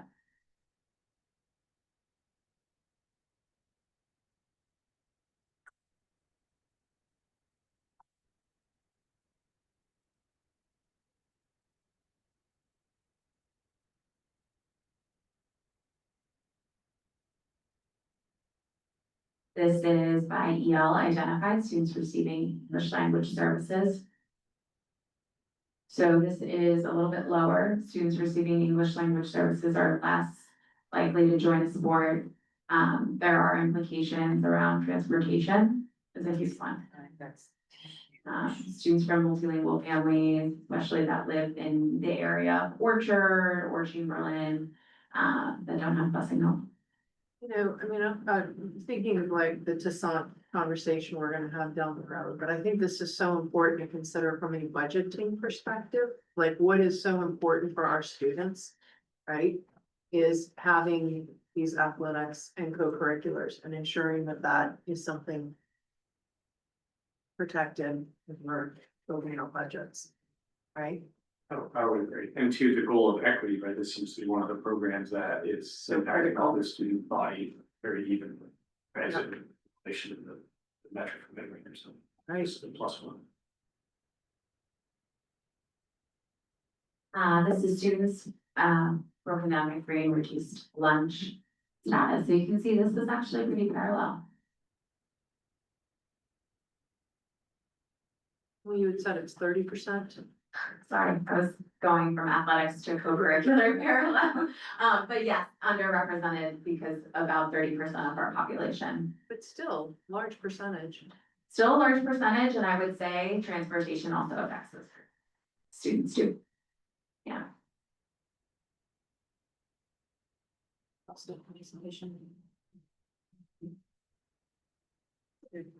But it was, what I meant was parallel is the athletics and the co-curriculars, which is really cool to see in a celebration. It's nice to go that way. Okay. Any more questions on extracurriculars? Okay, we're moving through this. Fair treatment and reporting. So this is just a graphic I put together to kind of show the flow process of generally how things rise up. So there's a concern, a parent or a person, right? An employee brings it to the supervisor or teacher in the case that it is a student. The next level would be the building administrator. And then the next level would start to move towards central office. The arrows aren't rigid, right? There's sometimes where I get a call from a family member, right? And I talk to the principal or the superintendent. So it's not always to this level of flow, but in general, I would say the majority of cases kind of follow this, this pathway.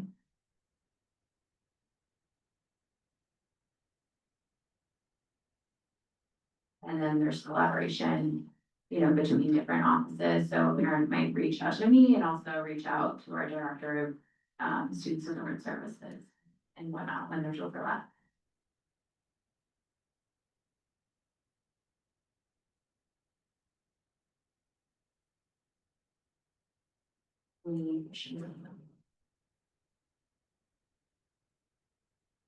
All right, student courses and groupings.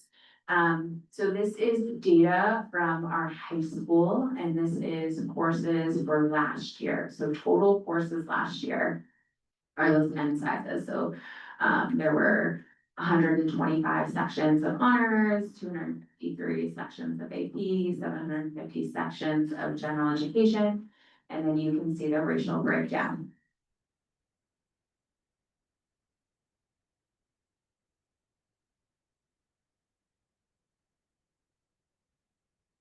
This tracks pretty well with the representation of different student groups in the overall population, correct? Repeat that. So when we look at the percents over the student groups, they, in say the AP honors and general classifications, they track really well with the proportions in the total, with variance, some with the total population of. So what's the total population of Asian students, for example? Here, it's probably overrepresented in that, not overrepresented, there are more students proportionally.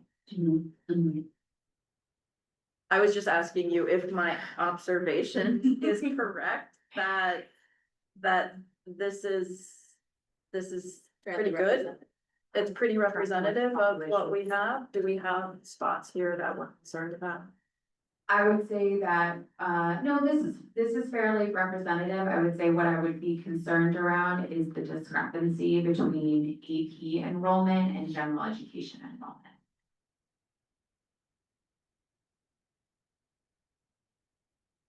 There are differences there.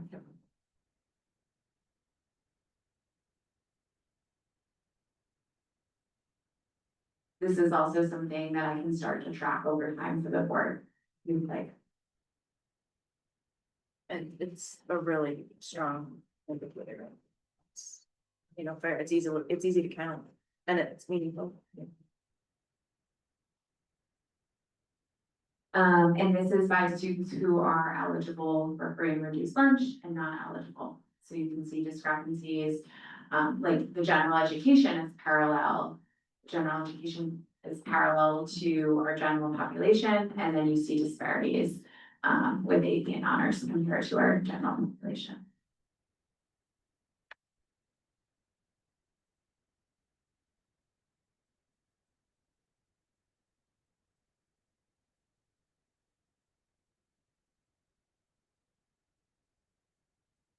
All right, if you click that link, it will take you to the 2023-2024 data workbook. And I believe our executive director of learning will be giving her annual report sometime this year. That will include the data workbook for last year, 2024-2025. So you'll see many of those slides kind of repeated, the fresher data. And then I can also start to put data together based on specific questions that I've asked today. Anything else? Thank you so much for putting all this Yeah. together. It's a lot. So at this point, since this is an action item, we will accept comments from the public. If there's any thoughts from the public about this?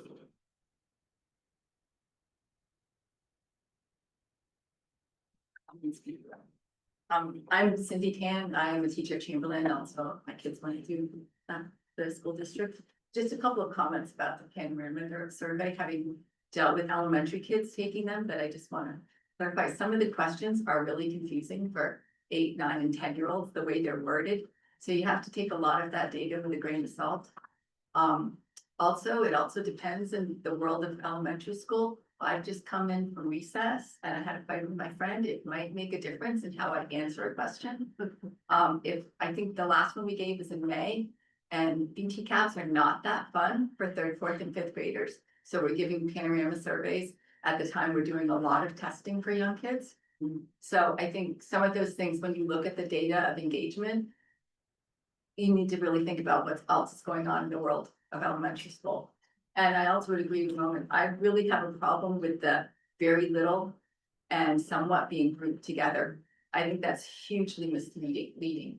And I think a lot of kids just kind of click through the somewhat without really giving it a lot of thought, at least at the elementary level. And to me, that's a really misleading data point.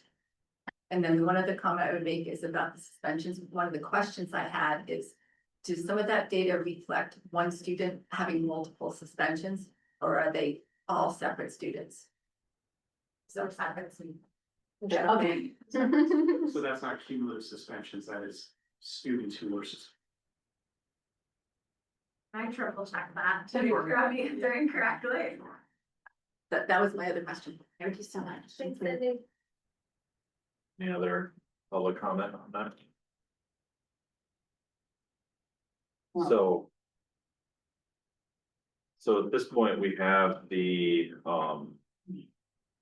voting on the policy compliance. And the way it works is that there's an overall statement.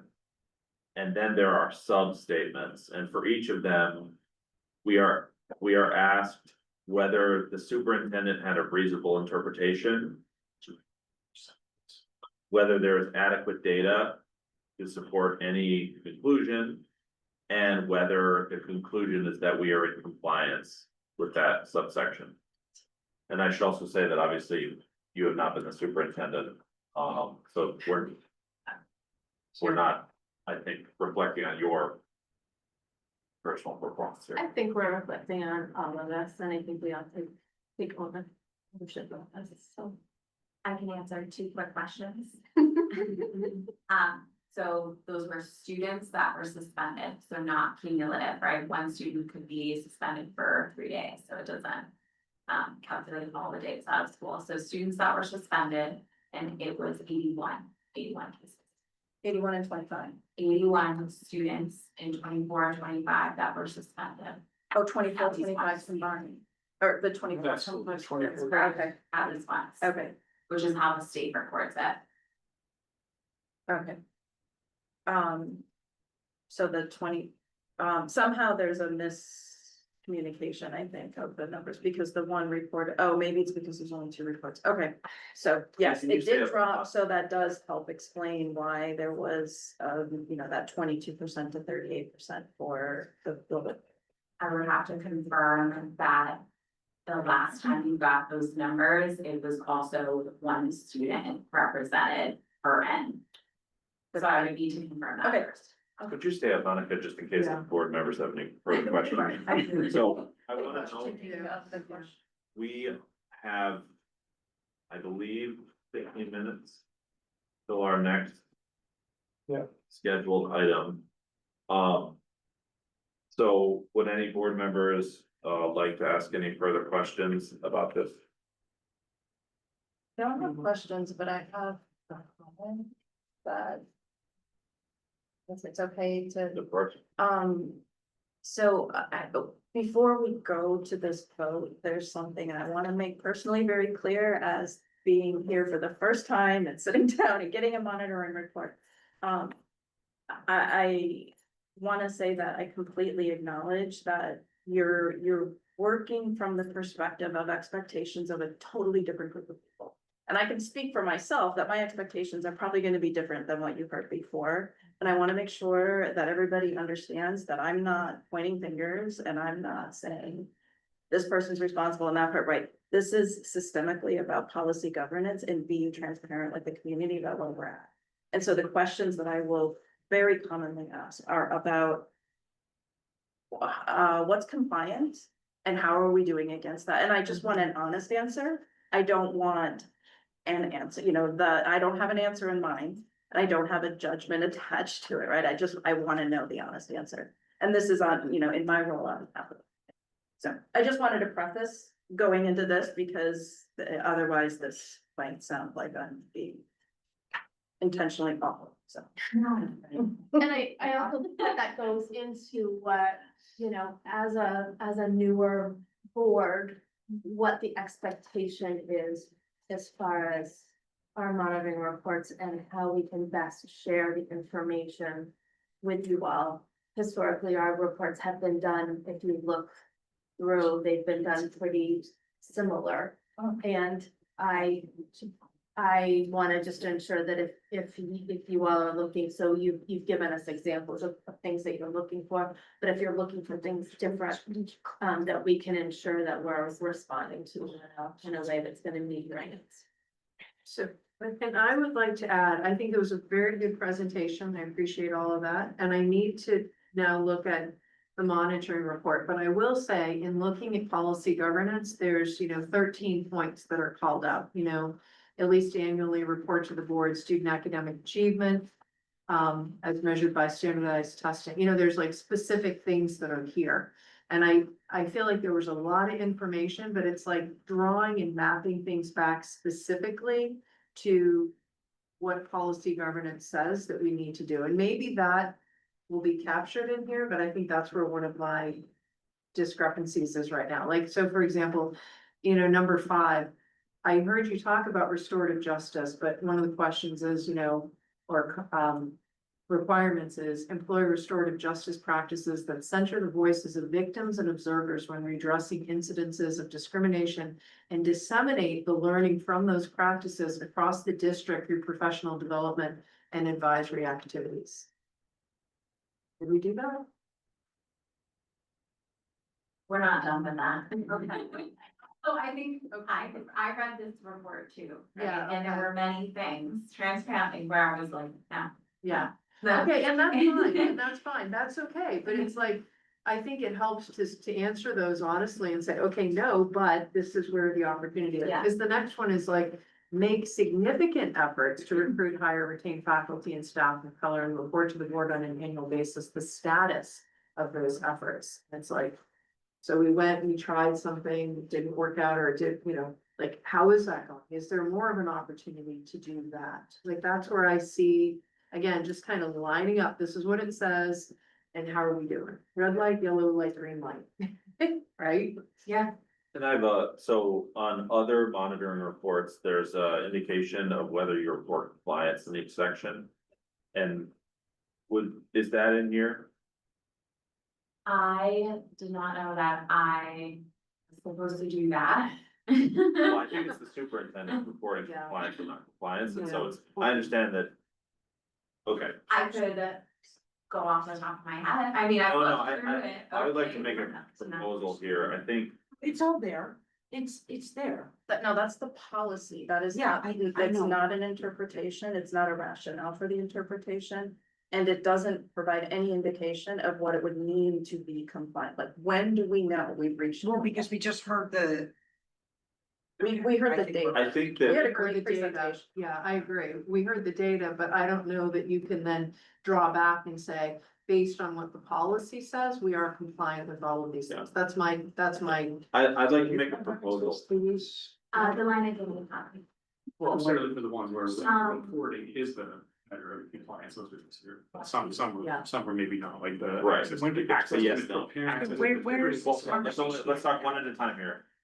This is bringing it back to policy governance. Yeah, I understand that. Probably would have been helpful. Hold on one second, Dan. Sorry, go ahead, Laura, please. Just wanna know where this is headed, because if people are just, are we gonna I think table this and vote on it next time? Or, Dan, would you? because this is a completely radical departure. I've been on here for 3 years, so Dan, would you like to? I'm in trouble. No, I was just asking Monica when she was given, I don't think it was given, when she saw all this in comparison to when she started putting her report together. Because, yeah, like I said, I mean, the report's got a lot of information. But as it's been stated, I'm not sure that the information answers a lot of questions. I'd like to make a proposal. I think that we've gotten the payload of, in terms of the data. I think a big question ongoing has been just seeing the trend, even maybe since last year. But overall, I personally am not ready to vote on compliance with this tonight, because I feel like I wanna know what the superintendent's interpretation of compliance is for each of these, at the very least. right? So I would suggest that what we do now is we decide not to take action and we, wait to get. That's an revised. excellent point, because this is addressing, I mean, this is, the superintendent is supposed to be giving us the, whether we're in compliance or not. And is not in a position to make that decision right now, and that Monica gave us the information, but it's not her responsibility either to tell us that information, so. I agree with what you're saying. 100%. So you have to take a motion to not take action. Yes. Okay, so I'd entertain a motion to not take action on this tonight. Sorry. Any discussion? All those in favor? Aye. Okay, thank you very much. Thank you. Monica? So I think at this point we have a recess. And, so I'd like to propose that we come back at 8. Maybe 8:05, or should we come back at 8:10? 8:05. 8:05? 8:05 was 5 minutes. Yeah, all right, so we'll come back at 8:05. About is the interim search. I'm not, no, So you're good there. am I okay right now? You're totally fine then. Are we back It's a now? hot mic though, so I won't say. All right, so our next discussion item is on the interim superintendent search. I guess, Do we wanna stop? Nick, can you stop sharing this? Oh, Was yes, it is you. It doesn't, no, you're fine. I thought it was, You want to. I thought it was the equity report. I apologize. Oh, yeah, temporarily stop sharing it, and then we'll bring it up in the next one. So the status of the interim superintendent search is, as Daisy mentioned, we have a few candidates. A number of them have been invited to be interviewed tomorrow. The whole committee, representing lots of different stakeholder groups, is gonna be here all day tomorrow in person with the interviewees. And they will be making their recommendations to the 3 board members who are on the committee by the end of tomorrow. So we will proceed from there. Our intention is to have something that we can take action on at the September 10th school board meeting. Is there anything else we wanted to discuss or announce about the interim search? just that the schedule seems to be moving along as we expected, and, you know, the community can expect that what we've described at our last meeting of their timeline is looking like it's, Yes, fingers crossed. yes. Great. Daisy, any good? Great. Correct. Okay, so, we will move on to our next item, which is the acting superintendent's report. We're a little bit early for it, so I'll hand it over to you. Yeah.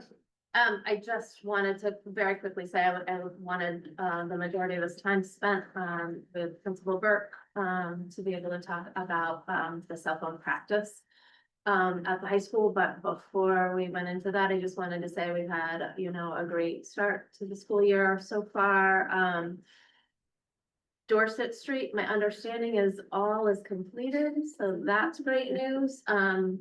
Orchard is still under a little bit of construction, and we have another, I think, week. Jean Marie shared some information with me today, but the hope is that the paving's gonna take a little bit longer, but that folks should be able to go back into the parking lot in about a week. So that's good news. I just also want to say, as the Orchard parent, the Orchard administration is doing a great job at getting the drop off and pick up in a different location, and parents are rolling with it, and Parents have been amazing about it. I have to say, Jean Marie, myself, Art, Lawrence, folks from our facilities department, we've all been trying to be around and be available, and parents have been amazing. So it's been really great. And so I super appreciative of that. And I think that's it. Principal Burke, Ready? ready. All right, good deal. So, yeah, my name is Patrick Burke and I'm proud to be principal at South Burlington High School. We haven't met often. Nice to meet you. Thanks for having me here, everybody. And if you get a score at any time, just let me know, especially if it's a W. Alright. Okay. And so my goal tonight is to just give you an update in terms of where we are at your request, really, or at Kristen's request, to come in and give you an update on where we are with our cell phone procedures. I want you to know that within the high school vernacular, we use the term policy and procedure interchangeably. So if I say policy, we know the difference. We'd like to say things like small p policy at the high school level to distinguish it between capital P policy. Capital P policy is your sandbox, small p policy is ours, so.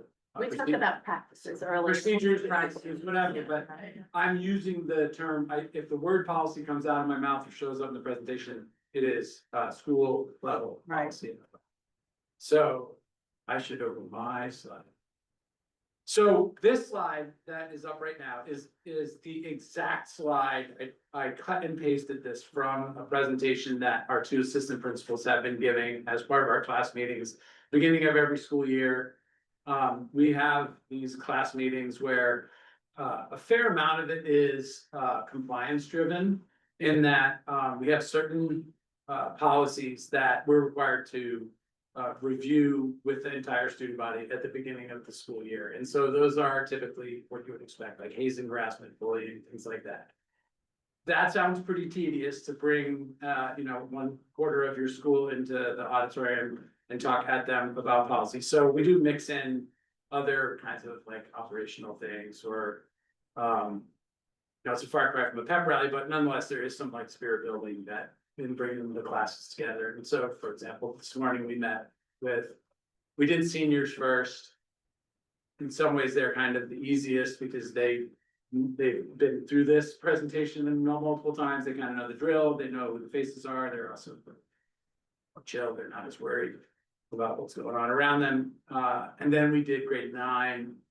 We still have sophomores and juniors left. So this slide is straight from that slide deck. And within that class meeting, those presentations, we also will include new information. If there's, hey, just so you know, you're not allowed, please don't walk through the gym to get to the art room anymore. If we're trying to change flow with students, or if there's a change in parking and driving, just whatever, like kind of operational things that we feel like it's good for us to get the message to everybody at the same time. So that's what's coming. We'll slide those into that opening class meeting.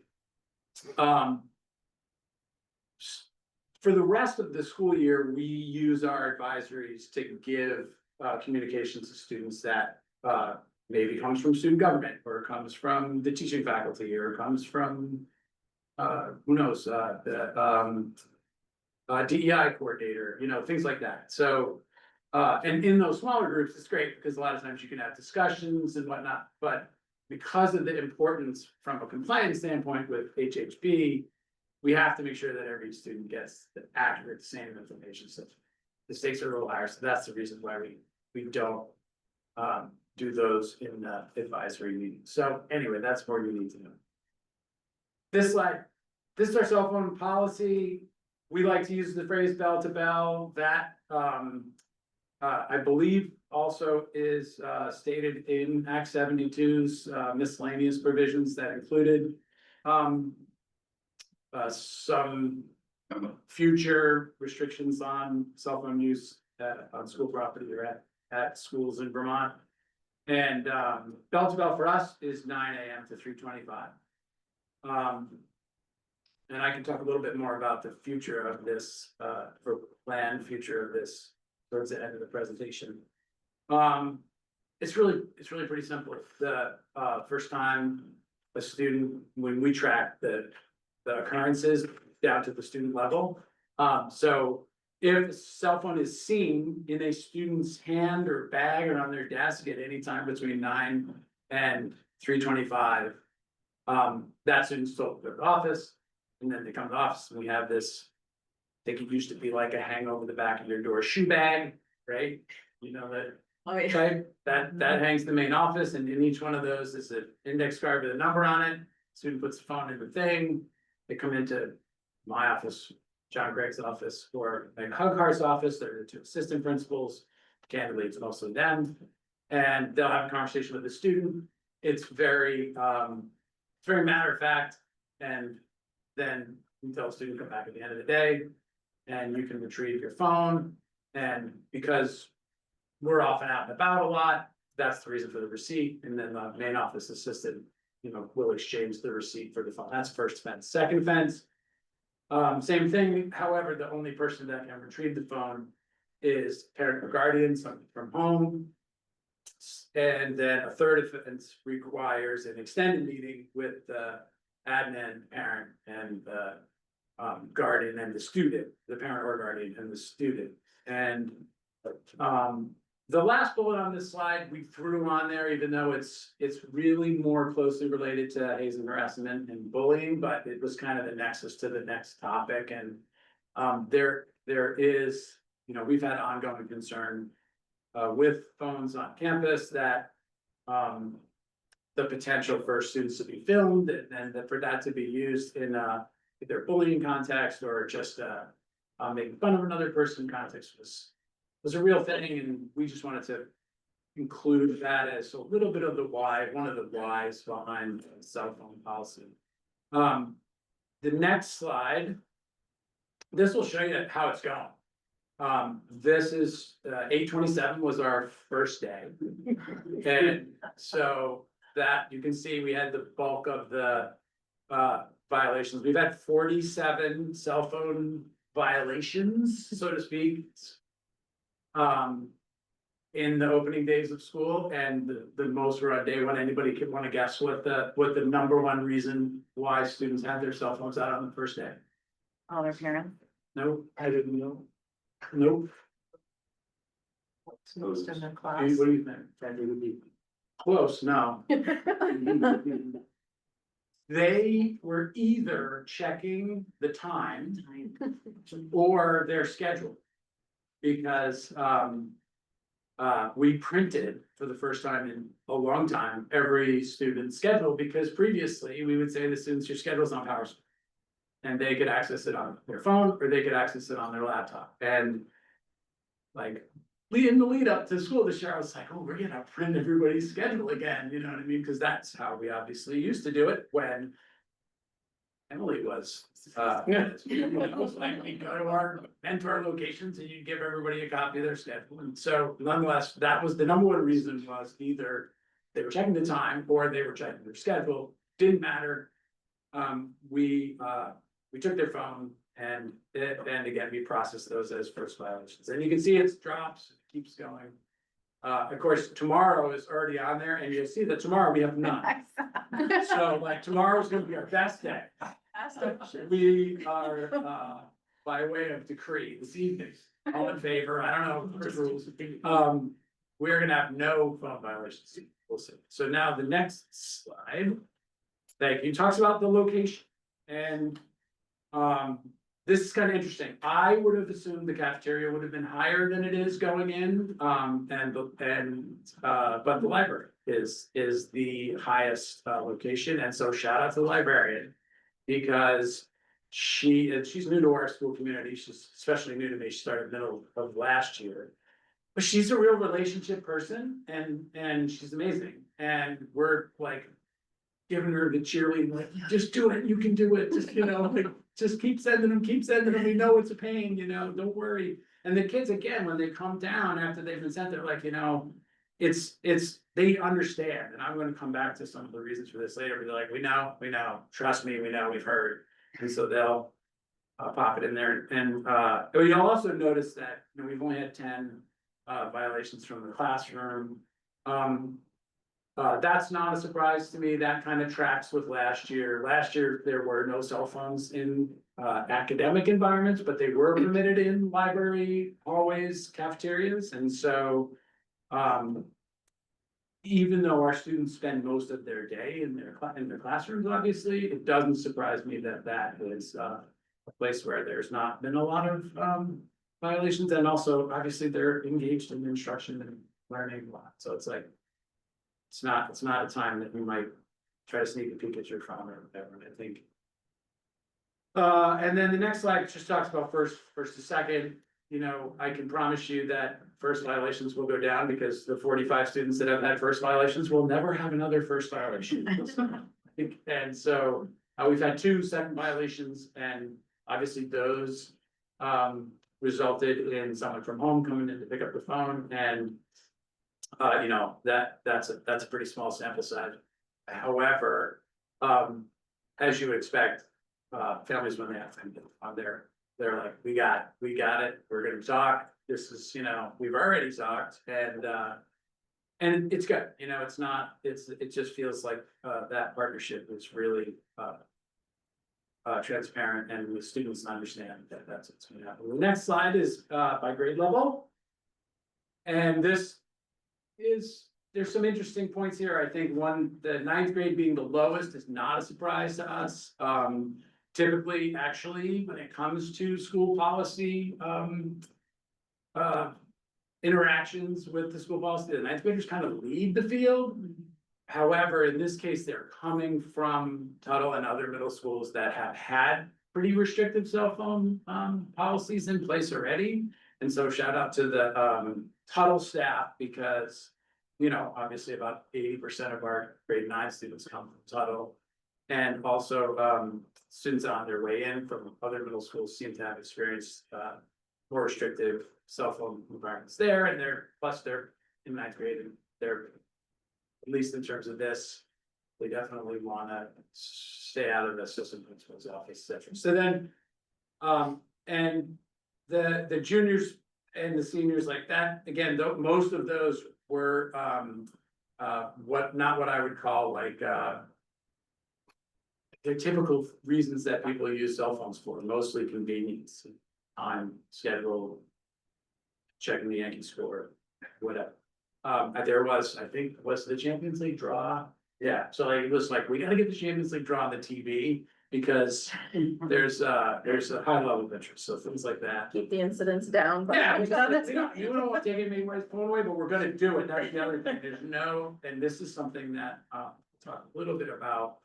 But when it comes to, you know, the teaching faculty and then other staff on campuses, everybody's like, we're not gonna do the convenient thing, like, you know, you're late I'm rushing to class, I have 2 minutes to get there, I gotta run to the copier because I grabbed the wrong handouts and I gotta get the right ones, and I see a student with a cell phone and I'm just gonna pretend I don't see it. We're not doing it. And so, there's some challenges within that, because, you know, it's a big school, there's 850 students, and not every staff member knows every student. And so there's not relationships there. And typically when you're in an interaction with a student, we lean heavily on relationships in terms of the first step in processing any type of situation where we're trying to manage student conduct. And if that relationship is absent, it can be a little tricky, but so far so good. And the teachers have the ability to really just be like, hey, I'm just doing my job. You know what I mean? Like, this is my job. You kind of know, like, this is my role. You know, I'm Tom, you're Jerry, whatever. Like, we're all playing our part, and I have to do this, you know? And so, the other thing that I think is important to mention, and this parallels both our drug and alcohol policy, as well as our policy related to tobacco, nicotine, vaping, things like that, is that we loop in our prevention coordinator. There is developing science relative to actual technology addiction. And for some students, like, we don't want to just completely dismiss that as something that they may be challenged by. And so any student that has a second violation, we loop in our prevention coordinator by way of referral. His name is Gar Smith. He's excellent at his job. He's really well thought of in the student community. And he'll make sure that he talks to the student. And if it is something that the student is like, look, I'm having a hard time with this, I'm experiencing some like generalized anxiety when I can't check my phone, whatever, then that's a confidential process that he'll work through with that student and family. We do have also some allowable exceptions within either by way of 504 plan documentation. So for example, some students who are type 1 diabetic, they may use some technology that helps them manage their insulin and blood sugar levels, that's fine, like those students are known to their teachers and staff and whatnot, and I've had a couple of other one-off conversations with people relative to physical health. There's no real science that talks about mental health being supported by technology, and so we have not really experienced any recommendations from mental health professionals that allowing for a student to have a cell phone is like an appropriate coping mechanism for some type of mental health or localized or generalized anxiety challenge that they're facing. So that has not been something that has come up for us, and I'm not expecting that it will. And this, again, this kind of reiterates some of the data that was on the deck, the rest of the slide. In every case, first offense, second offense, third, well, second offense, obviously the families are coming to the school to get the phone, and third offense, there's a meeting, but even in the first offense, we do notify home that the phone landed in our office. And so, and we've created a way to do that, that shouldn't be too arduous on the two, primarily two people, 2+ a little bit of me that are really charged with implementing this. So there's a little bit of automation in that, and so far so good. The final slide before I answer any questions, I will answer any question. This is just some other points, and this is to keep in mind that even within the new policy, whether it comes from, influenced by Montpelier, influenced by a best-selling book, influenced by community expectations, all of our student management strategies are going to remain based on our and grounded in caring relationships and reflective processes and inclusive problem solving. So, and that extends to our entire school community. So caring relationships with students, ultimately, they need to know that we're not doing these things just to be jerks. We're not doing these things in some kind of power play. We're doing these things to care about them. We want them to be free from distraction. We want them to develop healthy relationships with their peers and their adults around them. We want them to be able to go to school free of worrying, is somebody filming me when I'm giving a presentation, and et cetera. So so the why behind what we're doing needs to be grounded in how we interact with our students, and then also the reflective processes, and that's for your first offense, and even to some extent your second offense. Those are conversations that happen with the student, John, the student, or Megan Hughart, the student. And if that doesn't go well, like if we're just feeling like, man, that was a little aggressive, or that student seemed a little too upset about this when it's really not that big a deal, whatever, that all those things happen and we expect will happen. That might be something that we bring in the school council, just be like, hey, like I had this interaction. It seemed like an outsized response to this like run of the mill cell phone violation, things like that. And then we will circle back to the students and be like, hey, I've been thinking about that. Have you thought about that? That didn't feel good. What's our plan for the future? And then inclusive problem solving, that's our expectation to partner with families on this is embedded in what we're doing with that second violation, so to speak, and the third violation, bringing families in to help us with this.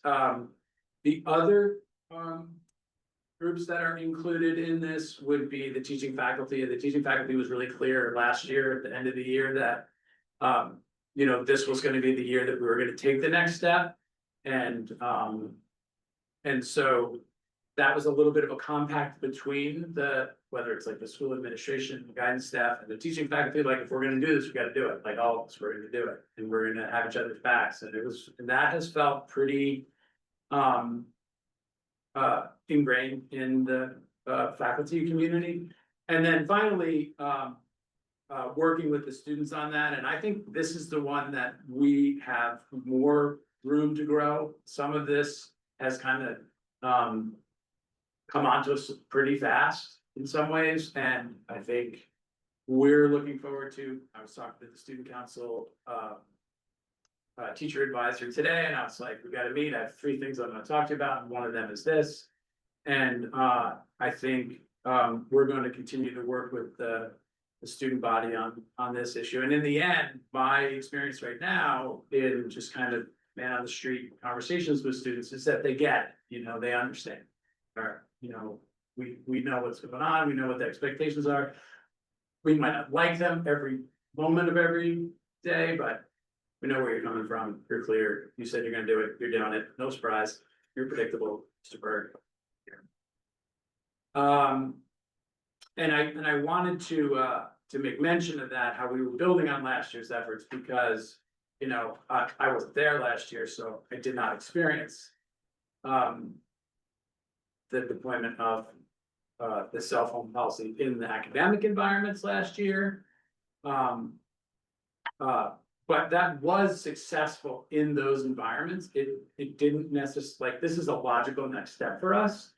And I think next year, talking about like dismissal to departure is a logical next step. You know, this year we're in bell to bell, which is slightly different than dismissal to departure. So if you happen to come by the school at like 8:30 in the morning and kids have their phones out, you could be like, everything Bert told us was not true. They're on their phones, look at them all. Well, it's not 9 o'clock yet, right? 9 o'clock is when it starts, you know, and so.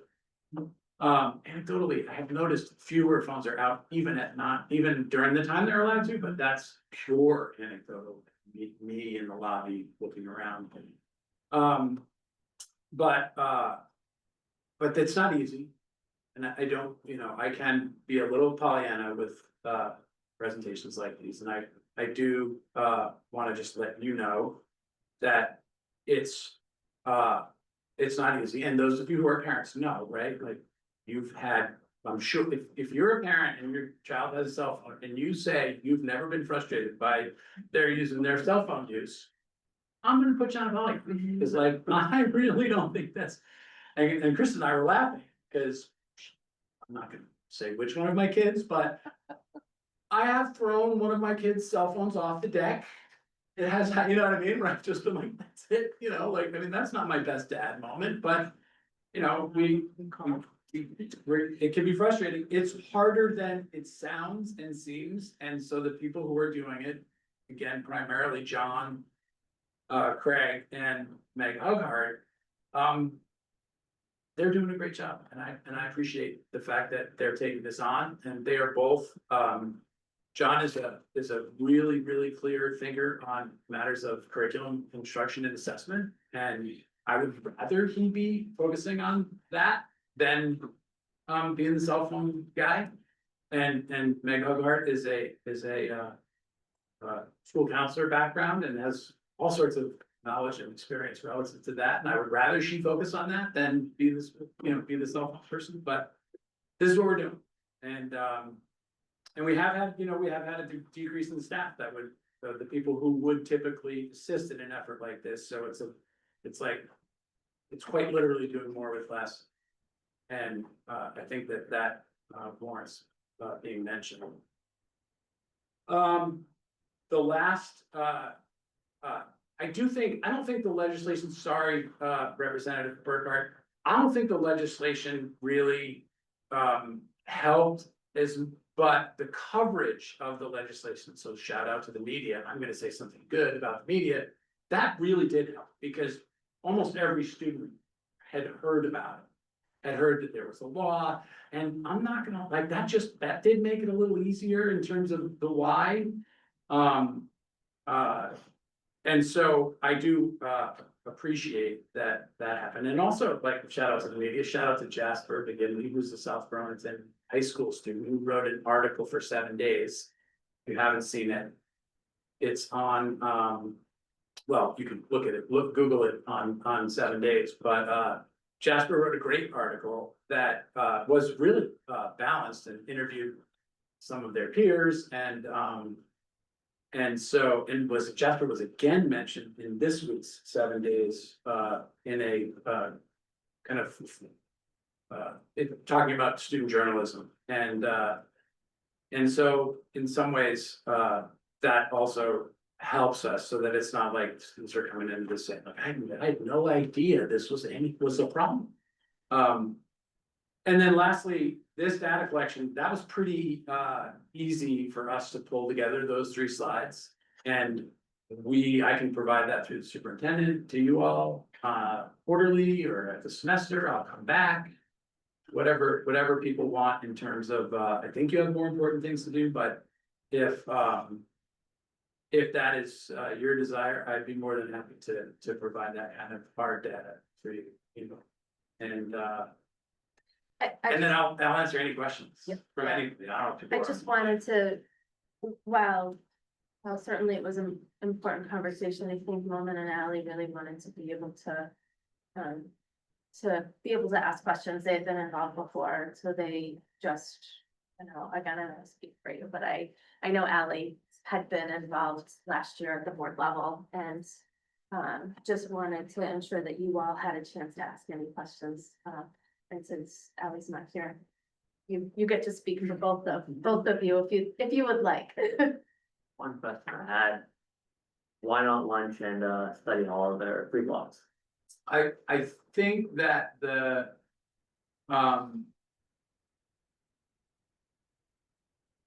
it became, so only juniors and seniors have 3 blocks. So that became, from an enforcement standpoint, that made it almost impossible. So that situation that I described before, where it's like the teacher's walking down the hall, doesn't really know the student. Now the calculus includes, wait, is this a junior or senior? I think that's a junior. Okay, they can have their phone. You know what I mean? So that was a little bit of like playing out the possibility of allowing for differentiation between grade levels. And it felt like in the study halls, it felt like there was nothing that a student's cell phone could help them with academically that their laptop wouldn't. And then lastly, in terms of lunch, we just wanted to see more students interacting with each other during lunch. Fewer students maybe disappearing into their phones for whatever reason, and I have been to the CAF during the 9th grade lunch mostly, and it's a little louder. I don't think it's that different, but it does feel like there's more conversations going on.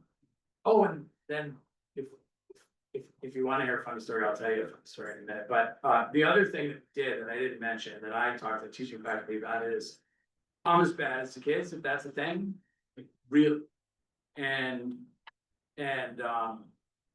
we have to, teaching faculty and administration and all of the adults in the building, we have to walk this talk, because students can sniff out a phony like from a mile away. So if it's like, oh, I see you can have your phone out, but I can't. And then the whole like, well, I'm important, I got things going on. I don't know if I got a few health issues, I got aging parents, like I do need, and I'm also the principal, I do need to be reached, right? So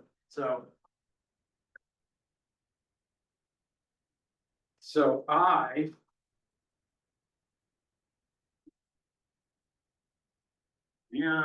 Walkie-talkie. better. I have flip phone. And not only do I have a flip phone, I did some research, and so I also have my smartphone. And I don't know if you do this, but you can forward your calls from your smartphone to any other phone number.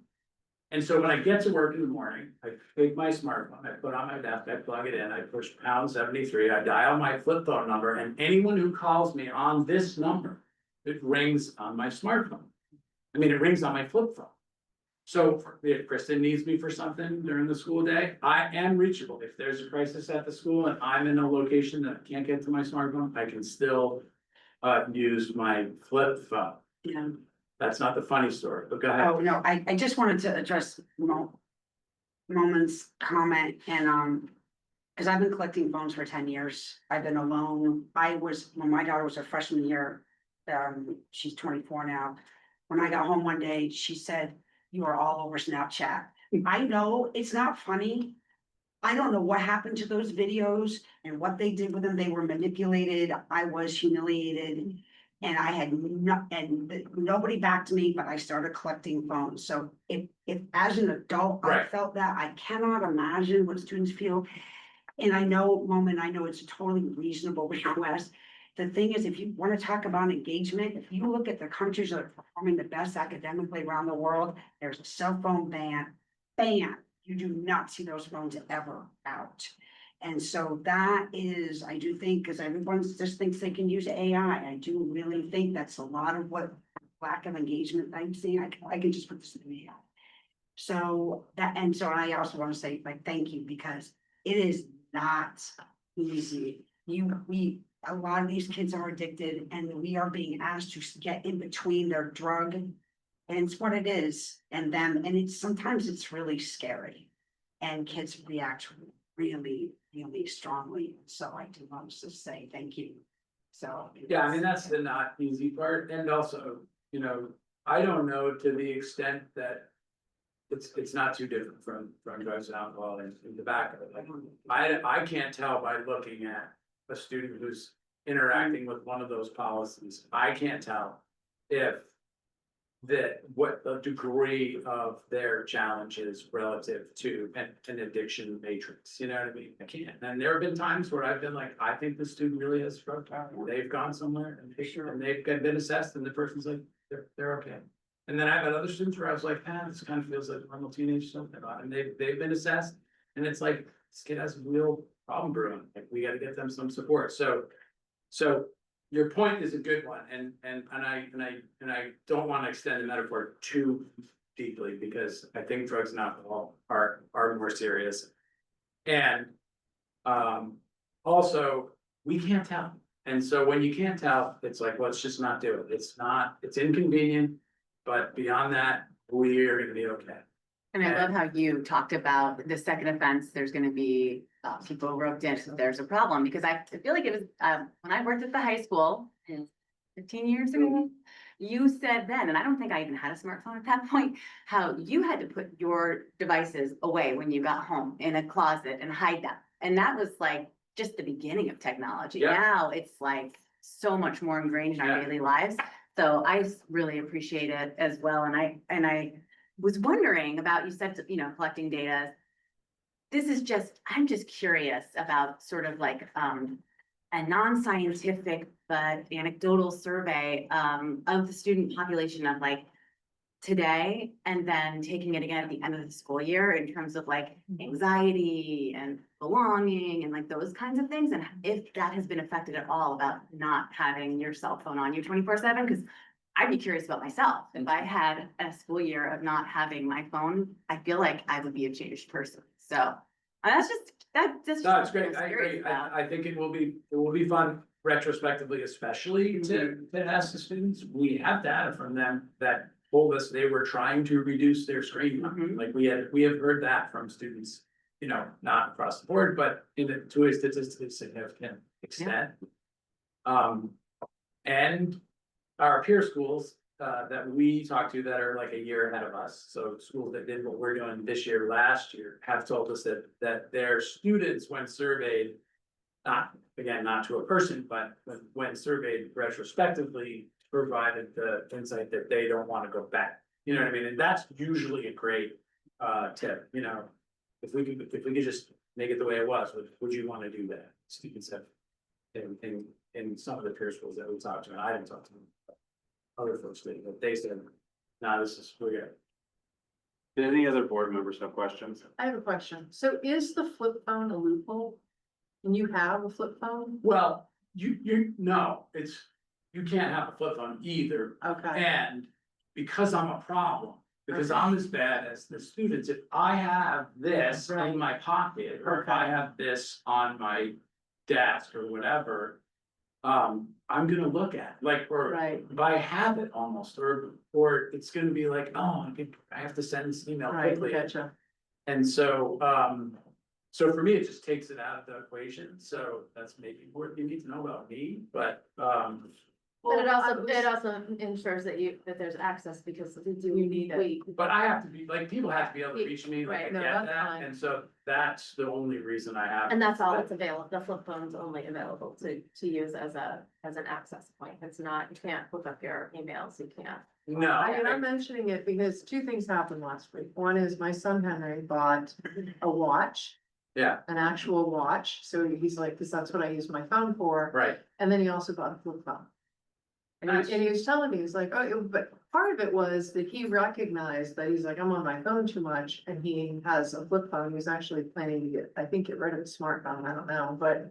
Then he was mentioning that you had one. Yeah. I'm like, is that a loophole? I don't think you're even supposed to have that at school, so he's. thank you for the I clarification. mean, it's out of sight, so like, if he has his Yeah. flip phone in his pocket for some kind of emergency or Okay. whatever he needs it for, even for convenience, that's fine. The reality with the smartphone is, and I've been living at that high school long enough that I remember like pagers, so do you. Yeah, And you know, those weren't the disruption, it's when the smartphones, it's the apps right, that are the problem. It's Right. not actually the connectivity as Right. much as the apps. And so I don't have any apps on this. Yeah. And, right. so, So, Yeah, there.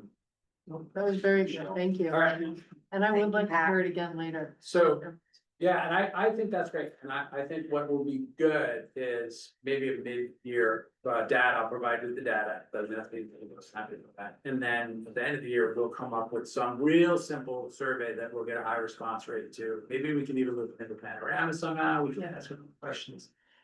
So the quick funny story is when I got to Smart, I went to Verizon, shout out to Caleb, great guy, helped me, helped me with the smartphone, $29.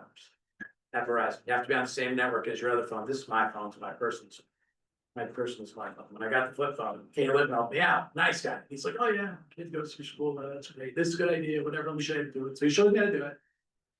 And the last thing he does, he gives me his card, he writes down his phone number on, it. He's like, listen, the number on the card is for this store, but my number's on the front, so you need to just call me directly. So I'm like, okay, so I'm not paying attention at this point. I grab the guy's phone, I grab the card, put it in my wallet. I get home, next day I get to work, I'm like, oh, I don't know my smartphone number. Oh, fortunately, the guy has written it on the card he gave me, so I forward my phone to Caleb. My wife's calling me. Caleb's answering the phone and she's like, I think I'm trying to call my husband. He's like, I'm definitely not your husband. So then somehow they figure it out. And somehow the guy calls my wife back and is like, wait a minute, is your husband the principal? It's like, yes. So he's like, I know what happened. He plugged my number in instead of his. So then I'm still in this vortex because my wife can't get in touch with me and she needs to tell me something. So she calls John Craig, she calls Brenda, the main office, and ends up talking to John Craig. And so I'm in a staff meeting bragging about my flip phone workaround. And John's like, you gotta hear this. He's, you know, it's Caleb from Verizon. And so, yeah, so the end of that is my wife sends me a text. I finally look at my smartphone and says, yo, flip phone genius. You forwarded it to the wrong number. So I've figured that out. But you know, in the long term, I don't know, like I've talked to some folks about the potential for if there are some students that are really struggling, you know, could we do some kind of flip phone thing? Yeah, I'm so worried I'm gonna miss a phone call. And it's like, okay, fine, it's in your tab. You know, but you don't, we don't need it, but I don't think we're gonna get it because things are Well, thank you very much. Thank Yeah, you. Thank you, this was Right, great, anytime. really good. Thank you. I also just wanted to note the support that you mentioned, having support from the state makes your job easier and just like Yeah. having support from you makes the teacher's job easier. Everyone's just like, just doing my job. anytime we can say support from the state makes our job easier, we should say it. Yeah. Pat, you've connected with Ally since she wasn't able to. Yeah, she's in my advisory, so Perfect, I'll thank you. I'll make her watch But all the important parts of the report. okay, thanks, Pat. Thank you very much. All right, you bet. All right, the next item on our agenda is agenda planning. So I have the draft agenda for the September 10th meeting up here. It starts with an executive session. we find that we are continuing to have these. Both because we are in the middle of hiring a superintendent and also because we are in the middle of two different labor negotiations. Thanks again. All right. For- Thank you. And then the other items on the agenda, different from usual, we have an action item. For the interim superintendent, the fervent hope is that we will be able to approve a superintendent contract. Here, there's no guarantee. It's very important that we hire the right person. It's far more important to have the right person than to have somebody, you know, out of there. Sorry for the opinion there. And then we have policy 2.9. Third reading, we're not taking action on it. It's just another reading of this policy governance amendment. Acting superintendent is going to tell us about new social media restrictions. Representative Burkhart mentioned that we should definitely brief people, make sure everybody knows about the social media restrictions. And that's what's on the agenda in addition to all the normal stuff. So does anybody have any agenda planning thoughts? Yes, so I only heard back from two people. Thank you, Dan and Michelle, for responding, but the one question was, should the board add to the September 10th board meeting agenda, the topic of South Burlington subcommittees? Which would be opportunities for the public to engage with the board in a more formalized manner on a variety of topics. And then should we add this topic to the subcommittees to the September 17th community forum? So, it's really just trying to gauge the public's interest in forming subcommittees. And so the thought, they responded, and I'm fine with that, but that's only 3 people that are saying we should add it to the agenda, the subcommittees, which would be an opportunity to engage, just to. So the ask is, there's a concept of forming committees that include community members. Yes. Right? And one idea, so the default action would be to not add it to any agenda or not add it to the 10th to the 17th. If we don't do anything right now, it doesn't show up on the 10th to the 17th. One thing we could do is we could add it as a third discussion item to the community forum. This concept of, do you guys, tell us what kind of committees you guys want to be on? If any.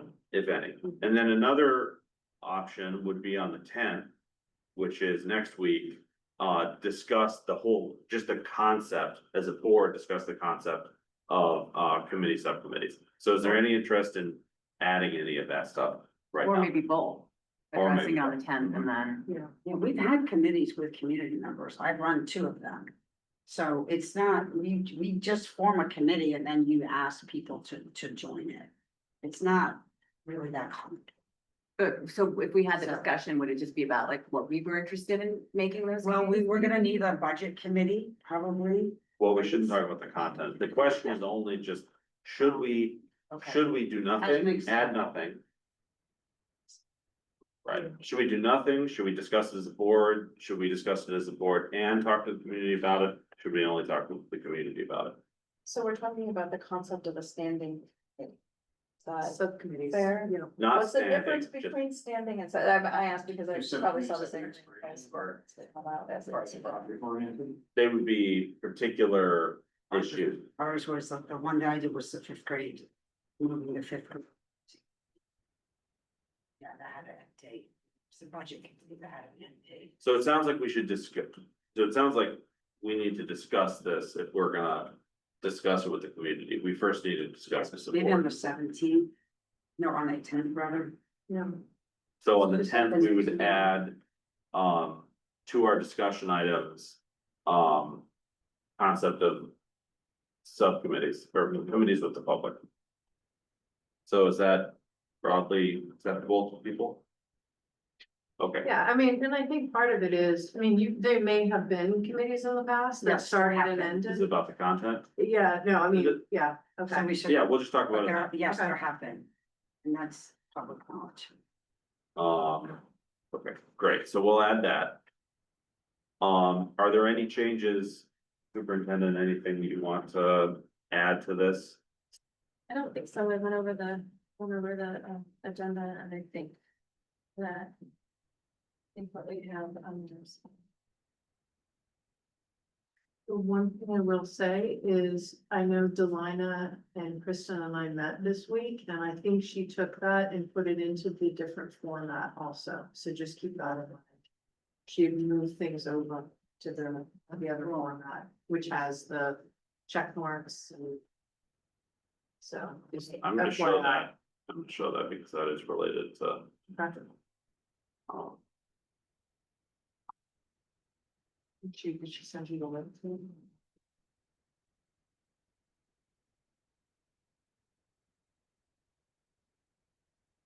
I think one of the things that we wanted to make sure that we were talking about was the 2.9 and how discussion items would be discussed. Yeah, I flag those. yeah. so let me share, so what we were just viewing was the September tenth agenda in the traditional format.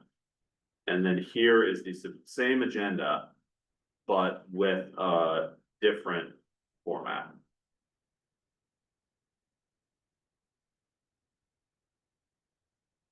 And there's I mean, this is working, this is a draft, right? There's some comments that are in there. You know, the one issue is Kristen was just saying, we put in there at the discretion of the board chair, the public may also have the opportunity to comment prior to decide action being taken on an item. So I think we just need some clarity regarding when the public can weigh in. So I think, just saying, this is not intended. No, just, this is the Right, I format think that it's- needs to be. Okay, right. I think what we should do here is not discuss the problems or good things about this. But I think that what I should do is receive feedback from all the board members about whether they think that we're ready to adopt this new format as is. And, so if you would all send me an email about that, or with your concerns. And then, not to the whole board, just to me, and then, we'll move forward from there, but I just wanted to contrast that for everybody. So for now, we're still using this, and what we've said is that we're going to add one discussion item. So, any other thoughts? What about? Jen, will you add that question that you just asked that we didn't answer about the agenda? To when you respond to Seamus, so we make sure we clarify it The question that, about when people can talk. Yeah, Okay. I think it'll depend on, I think it has a lot to do with 2.9 and when, so I don't know if you're ready to do that yet. Because you have to adopt 2.9 or choose not to adopt 2.9, so just for clarity, I'm not sure you can answer that question yet. Perhaps you can. okay, so no, no more additions. Is there any thoughts about? September 17th community forum? Again, we probably need to start, letting the community know about that. Because, and we've only got 2 topics on the agenda right now. I think that's fine. I mean, I think our biggest goal is the superintendent and that person may have some ideas. Okay. So, because I'd like to call for the orders of the day, because we're not. Anything else related to agenda planning before we move on? Great. So the next item on the agenda is the consent agenda. So I had an addition to that, I just wanted to let you all know that Jennifer Zamora has resigned from, being the French teacher, at Tuttle Middle School, their last day being September 12th. And Ryan McCormick, who was on a previous agenda, he opted not to sign his contract, so those are 2 pieces of information for you all to have. Typically, we put those on. The other, parts to the consent agenda are the approval of minutes. For the 13th through the 20th minutes. And then do we, I also have to do this last time, do we take a motion where I list out the orders? The AP orders that we need to take action on is what we want to talk Oh, I about, see. which are the Vermont Mechanical, and because it's over 50,000. And those are for the walk-in freezers. At Chamberlain and at Brook Marcotte, so, that's what the check is for them, board approval for Vermont Mechanical. So that is an action item. Any questions on anything? The AP orders or the minutes? All right. So I would entertain a motion to approve the check to Vermont Mechanical, the amount of $69,648.04. I'll move. Have a second? Second. Any discussion? All those in favor? Aye. All right, and then, You also want to just approve the minutes, August 13th. right, then I can just do the entire. Yeah. Right, Absolutely. and then I would entertain a motion to pass the consent agenda. I'll move. So, second. You'll have a second. Any discussion? All those in favor? Aye. Great. All right, well, with that, we are just on time. I would entertain a motion to adjourn the meeting. I'll move to adjourn the meeting. Second. All right, any discussion? All those in favor? I All right, we're adjourned.